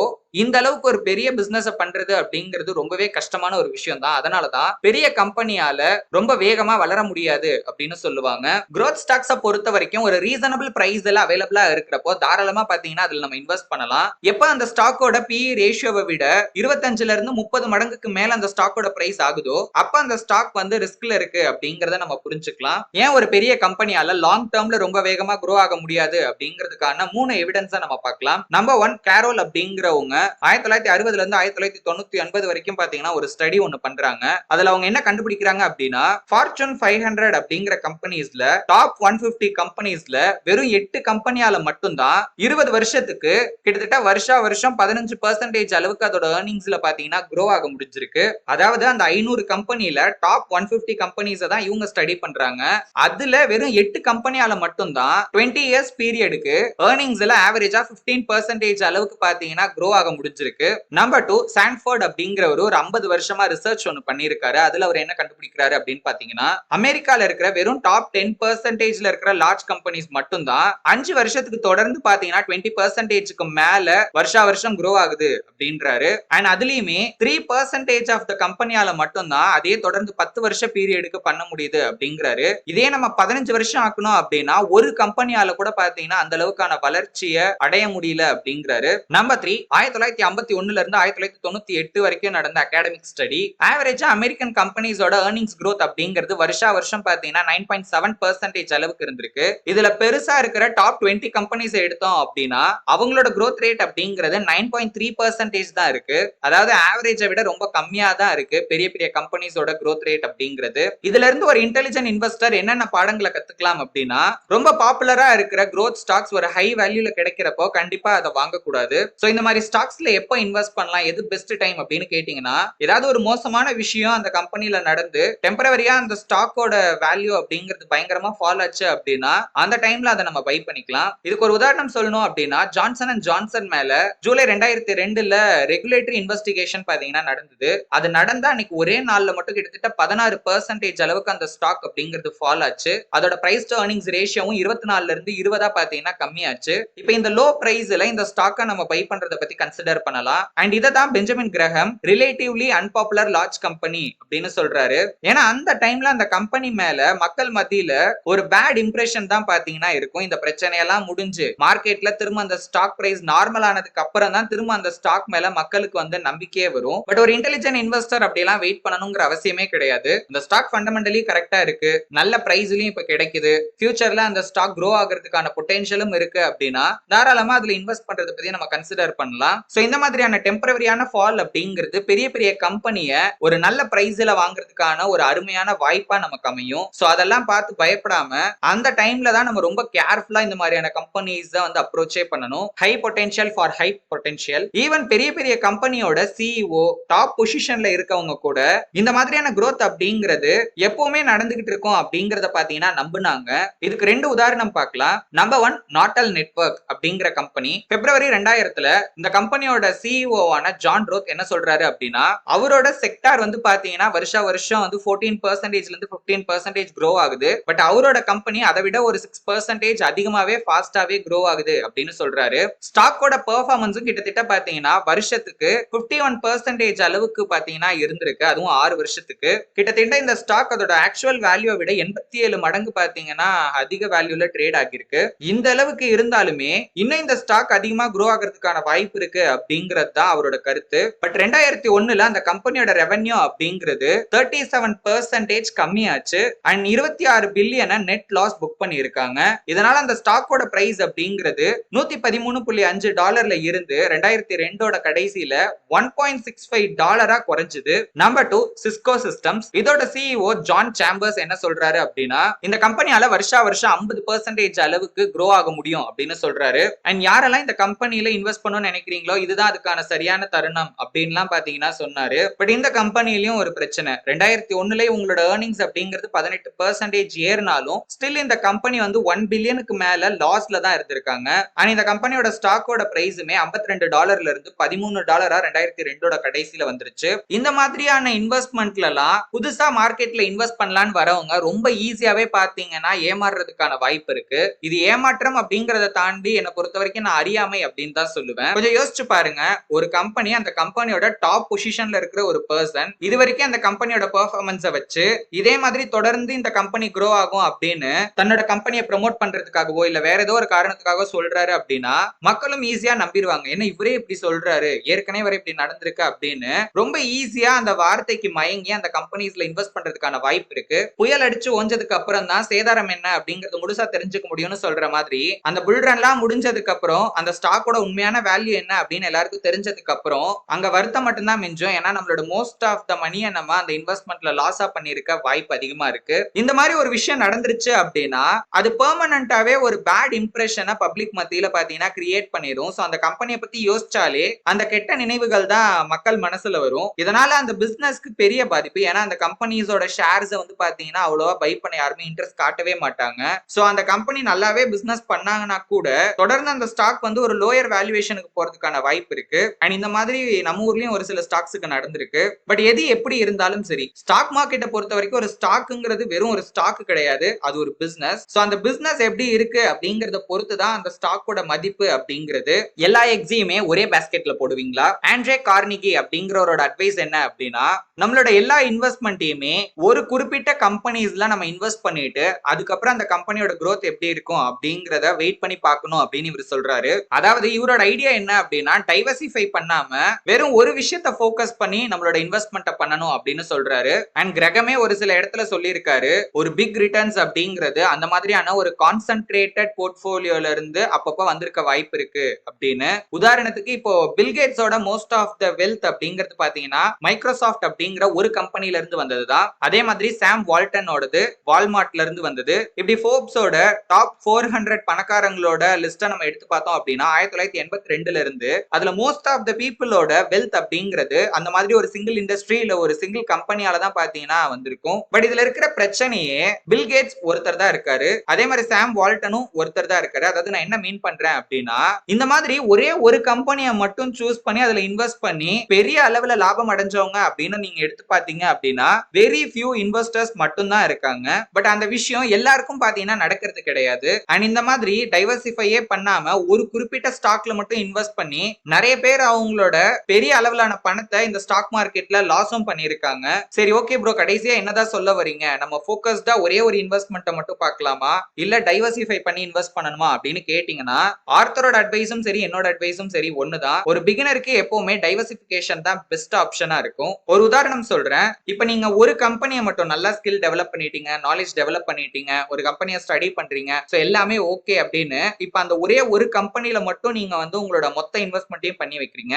இப்போ இந்த கம்பெனி நீங்க நினைச்ச அளவுக்கு இல்ல அதை விட பெட்டரா க்ரோ ஆகிறதுக்கான வாய்ப்பு எவ்வளவு இருக்கு அப்படின்னு பாருங்க. ஆனா அதே நேரத்துல ஒருவேளை நீங்க நினைச்ச மாதிரி அந்த கம்பெனி வந்து பெர்ஃபார்ம் பண்ணல இல்ல அந்த கம்பெனி வந்து ஒரு மோசமான நிலைமைக்கு போகுது அப்படின்னா எந்த அளவுக்கு நமக்கு அந்த இடத்துல நம்ம பணத்தை இழக்கிறதுக்கான வாய்ப்பு இருக்கு அப்படிங்கறத பாருங்க. இதே இந்த பக்கம் நம்மளோட மணியை நம்ம டைவர்சிஃபை பண்ணி இன்வெஸ்ட் பண்றோம் அப்படின்னு கன்சிடர் பண்ணிக்கோங்க. இங்க நமக்கு எந்த அளவுக்கு ரிஸ்க் இருக்கு, எந்த அளவுக்கு ரிவார்ட் வர வாய்ப்பு இருக்கு அப்படிங்கறத யோசிச்சு பாருங்க. ப்ராஃபிட் பாயிண்ட் ஆஃப் வியூல ஒருவேளை நம்ம ஒரே ஒரு கம்பெனியை சூஸ் பண்ணி இன்வெஸ்ட் பண்ணதுல அந்த கம்பெனி வந்து செம்மையா பெர்ஃபார்ம் பண்ணுச்சு அப்படின்னா நமக்கு வந்து அந்த இடத்துல அதிக அளவுல லாபம் வர வாய்ப்பு இருக்குதான். பட் அகைன் அந்த கம்பெனி அந்த அளவுக்கு பெர்ஃபார்ம் பண்ணி க்ரோ ஆனா மட்டும்தான் அது சாத்தியம். இங்க ரிட்டர்ன்ஸ் கம்மியாவே இருந்தாலும் இப்ப நம்ம ரிஸ்க் வைஸ் யோசிச்சு பார்த்தோம் அப்படின்னா டைவர்சிஃபிகேஷன் பண்றதே மெயினா அந்த ரிஸ்க குறைக்கணும் அப்படிங்கிற மெயின் இன்டென்ஷனுக்காக தான். சோ அப்படியே நமக்கு ஒரு லாஸ் வந்தாலும் பாத்தீங்கன்னா அது பெரிய அளவுல இருக்காது. பட் இதே நம்ம ஒரே ஒரு குறிப்பிட்ட கம்பெனியை ஃபோக்கஸ் பண்ணி இன்வெஸ்ட் பண்றப்ப அந்த இடத்துல ஏதாவது தப்பாச்சு அப்படின்னா ஒரு ஹியூஜ் லாஸ் நம்ம சந்திக்கிறதுக்கான நிறைய வாய்ப்பு இருக்கு. இதுக்கு ஆதாரமா அந்த ஃபோர்ப்ஸ் 400 பாத்தீங்கன்னா நம்ம எடுத்துக்கலாம். இப்போ 1982ல இருந்து 2002 வரைக்கும் நம்ம பார்த்தோம் அப்படின்னா அதுல இருக்கிறவங்களோட ஆவரேஜ் நெட் வர்த் அப்படிங்கறது 1982ல 230 மில்லியனா இருந்திருக்கு. சோ அந்த டாப் 400 பொசிஷன்ல அவங்க அப்படியே இருக்கணும் அப்படின்னா வருஷத்துக்கு 4.5% அளவுக்கு அவங்களோட ஆனுவல் ரிட்டர்ன்ஸ் அப்படிங்கிறது இருந்தாலே போதும். பட் ஆனா ஸ்டாக் மார்க்கெட்டே அந்த டைம்ல 13.2% அளவுக்கு பாத்தீங்கன்னா ரிட்டர்ன்ஸ் கொடுத்திருக்கு. இப்ப 2002ல அதே 400 பேர் அப்படியே இருக்காங்களா அப்படின்னு கேட்டீங்கன்னா இல்ல. அதுல வெறும் 64 பேர் மட்டும்தான் அப்படியே அந்த டாப் 400 பொசிஷன்ல இருக்காங்க. அதுலயும் அவங்களோட பிளேஸ் அப்படிங்கிறது மாறி இருக்கும், யாரு ஃபர்ஸ்ட் செகண்ட் அப்படிங்கறதெல்லாம் மாறி இருக்கும். இதுக்கு மெயின் காரணமே அவங்க எல்லாருமே ஒரு காலத்துல காலத்துல செம பாப்புலரா இருந்த இண்டஸ்ட்ரீஸ்ல இன்வெஸ்ட் பண்ணி வச்சதுனாலதான் முதல்ல அந்த பொசிஷன்ல இருந்திருக்காங்க. இப்ப அந்த பிசினஸ்லாம் நார்மல் ஆனதுனால அவங்க இந்த லிஸ்ட்டை விட்டு வெளியே போயிட்டாங்க. ஏன்னா இப்ப அதோட growth அப்படிங்கிறது கம்மியாகி இருக்கும். ஏன்னா இன்னைக்கு ஒரு இண்டஸ்ட்ரி செமையா க்ரோ ஆகுது அப்படின்னா அதே இண்டஸ்ட்ரி காலகாலத்துக்கும் அப்படியே தான் இருக்கணும் அப்படின்னு எந்த அவசியமும் கிடையாது. அதனால ஒரு குறிப்பிட்ட ஸ்டாக்கை ஃபோக்கஸ் பண்ணி இன்வெஸ்ட் பண்றது அப்படிங்கிறது ஒரு இன்டெலிஜென்ட் இன்வெஸ்டருக்கு அட்வைசபிளான ஒரு விஷயம் கிடையாது. இன்னும் இதை பெட்டரா புரிஞ்சுக்கிறதுக்கு சிம்பிளாவே ஒரு உதாரணம் சொல்றேன். நம்ம சின்ன வயசுல எல்லாம் உலகத்திலே பெரிய பணக்காரன் யாரு அப்படின்னு கேட்டாலே நம்ம மைண்டுக்கு ஃபர்ஸ்ட் வர நேம் பாத்தீங்கன்னா பில்கேட்ஸ் தான். ஆனா இன்னைக்கு தேதிக்கு அவர் தான் வந்து உலகத்தோட டாப் பணக்காரர், அதாவது ஃபர்ஸ்ட் பொசிஷன்ல இருக்காரா அப்படின்னு போய் பாத்தீங்கன்னா கண்டிப்பா இல்ல. அதுலயே நமக்கு புரிஞ்சிடும் ஏன் ஒரு குறிப்பிட்ட கம்பெனியை மட்டும் நம்ம ஃபோக்கஸ் பண்ணி இன்வெஸ்ட் பண்ண கூடாது அப்படின்றது. த பார்கெனிங் பின் எப்படி நம்ம லோ பிரைஸ்ல இருக்கிற நல்ல நல்ல ஸ்டாக்ஸ் எல்லாம் கண்டுபிடிக்கலாம் அப்படிங்கறத பார்க்கலாம். இந்த காலகட்டத்துல இந்த ப்ராசஸ் அப்படிங்கிறது ரொம்பவே சிம்பிள் ஆகிருச்சு இன்டர்நெட்னால. பட் இருந்தாலும் ஒரு சில வேலைகளை நம்ம வந்து மேனுவலா தான் பண்ணணும். இப்போ நீங்க ஆன்லைன்ல செக் பண்ணீங்க அப்படின்னா ஏகப்பட்ட ஸ்டாக் ஸ்கிரீனர்ஸ் அப்படிங்கிறது பாத்தீங்கன்னா அவைலபிளா இருக்கு. நமக்கு என்ன தேவையோ அந்த டேட்டாவை கொடுத்தோம் அப்படின்னா அதுக்கு சூட் ஆகிற எல்லா ஸ்டாக்ஸையும் பாத்தீங்கன்னா அதுவே ஃபில்டர் பண்ணி காட்டிடும். இப்போ நமக்கு வந்து இந்த மாதிரி லோ பிரைஸ்ல இருக்கிற ஸ்டாக்ஸ் வேணும் அப்படின்னா உதாரணத்துக்கு இப்போ எந்தெந்த ஸ்டாக்ஸ் எல்லாம் அதோட 52 வீக்ஸ் லோல இருக்கு இல்ல அதுக்கு ரொம்ப க்ளோஸான பிரைஸ்ல ட்ரேட் ஆகுது அப்படிங்கறத நம்ம கொடுத்தோம்னா அதுக்கான எல்லா ஸ்டாக்ஸுமே பாத்தீங்கன்னா நமக்கு வந்துரும். ஆனா அந்த ஸ்கிரீனர்ஸ்லயே பாத்தீங்கன்னா நமக்கு கம்பெனிஸோட ஃபண்டமெண்டல் ரிப்போர்ட்ஸும் அவைலபிளா இருக்கும். அதையும் நம்ம செக் பண்ணி பார்த்துக்கலாம். அண்ட் அதுல நம்ம மெயினா கால்குலேட் பண்ண வேண்டியது என்ன அப்படின்னு பாத்தீங்கன்னா அந்த கம்பெனியோட நெட் ஒர்க்கிங் கேபிட்டல். இதுக்கு அந்த கம்பெனியோட கரண்ட் அசெட் அதாவது டோட்டல் வேல்யூல இருந்து எல்லா லைபிலிட்டிஸையும் நம்ம மைனஸ் பண்ணோம் அப்படின்னா நெட் ஒர்க்கிங் கேபிட்டல் கிடைச்சிரும். இப்போ அந்த கம்பெனியோட மார்க்கெட் கேப் அப்படிங்கிறது நெட் ஒர்க்கிங் கேபிட்டலுக்கு கம்மியா இருக்கு அப்படின்னா அந்த ஸ்டாக்கை நம்ம ஒரு பார்கெயினா அதாவது ஒரு லோ பிரைஸ் ஸ்டாக்கா எடுத்துக்கலாம். இதுக்கு ஒரு உதாரணம் பார்க்கலாம். அக்டோபர் 2002ல காம்வர்ஸ் டெக்னாலஜி அப்படிங்கிற கம்பெனியோட கரண்ட் அசெட் அப்படிங்கிறது பாத்தீங்கன்னா $2.4 பில்லியன் அளவுக்கு இருந்திருக்கு. அண்ட் அந்த கம்பெனியோட மொத்த லயபிலிட்டிஸ் பாத்தீங்கன்னா $1 பில்லியன் அளவுக்கு இருந்திருக்கு. சோ இப்போ நம்ம நெட் ஒர்க்கிங் கேபிட்டல் கண்டுபிடிச்சோம் அப்படின்னா 2.4 பில்லியன்ல இருந்து நம்ம 1 பில்லியன் மைனஸ் பண்றப்போ $1.4 பில்லியன் பாத்தீங்கன்னா வரும். அந்த கம்பெனில டோட்டலா 190 மில்லியன் அவுட்ஸ்டாண்டிங் ஷேர்ஸ் இருந்திருக்கு. இப்போ இந்த ஸ்டாக்கோட பிரைஸ் $8 அப்படின்னா அப்ராக்ஸா இந்த கம்பெனியோட மார்க்கெட் கேப் அப்படிங்கிறது $1.4 பில்லியன்.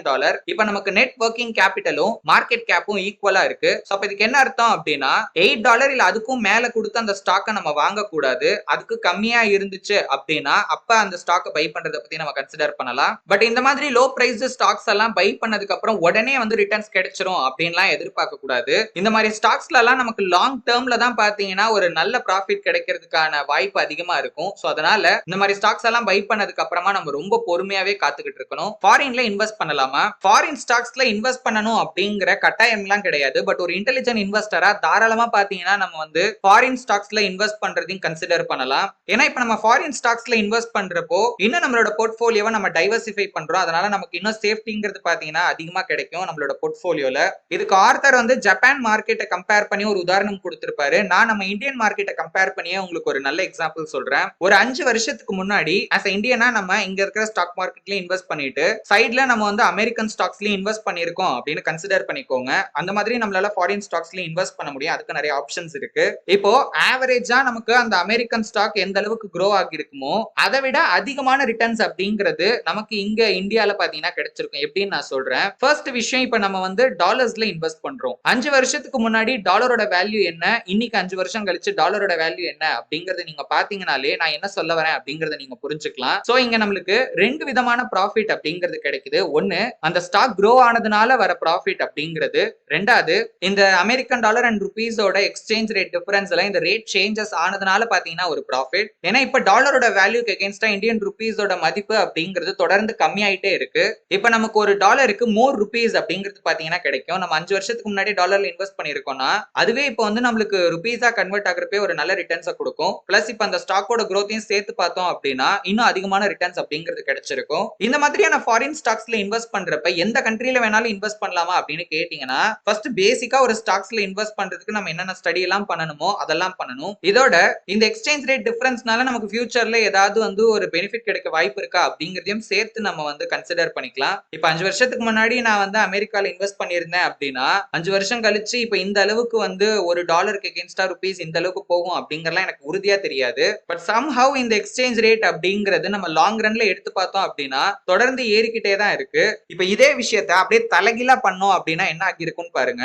இப்ப நான் அமெரிக்கால இருக்கேன், அங்க இருந்து நான் வந்து இந்தியால இன்வெஸ்ட் பண்றேன். இப்ப இந்தியன் ஸ்டாக்ஸோட growthல எனக்கு வந்து ஒரு ப்ராஃபிட் கிடைக்குது அப்படின்னா, இப்ப இந்த ப்ராஃபிட்ட நான் திரும்ப டாலரா கன்வெர்ட் பண்றப்போ ஒரு ஒரு ஒரு சில வருஷங்கள் கழிச்சு நான் பண்றேன் அப்படின்னு கன்சிடர் பண்ணிக்கோங்க.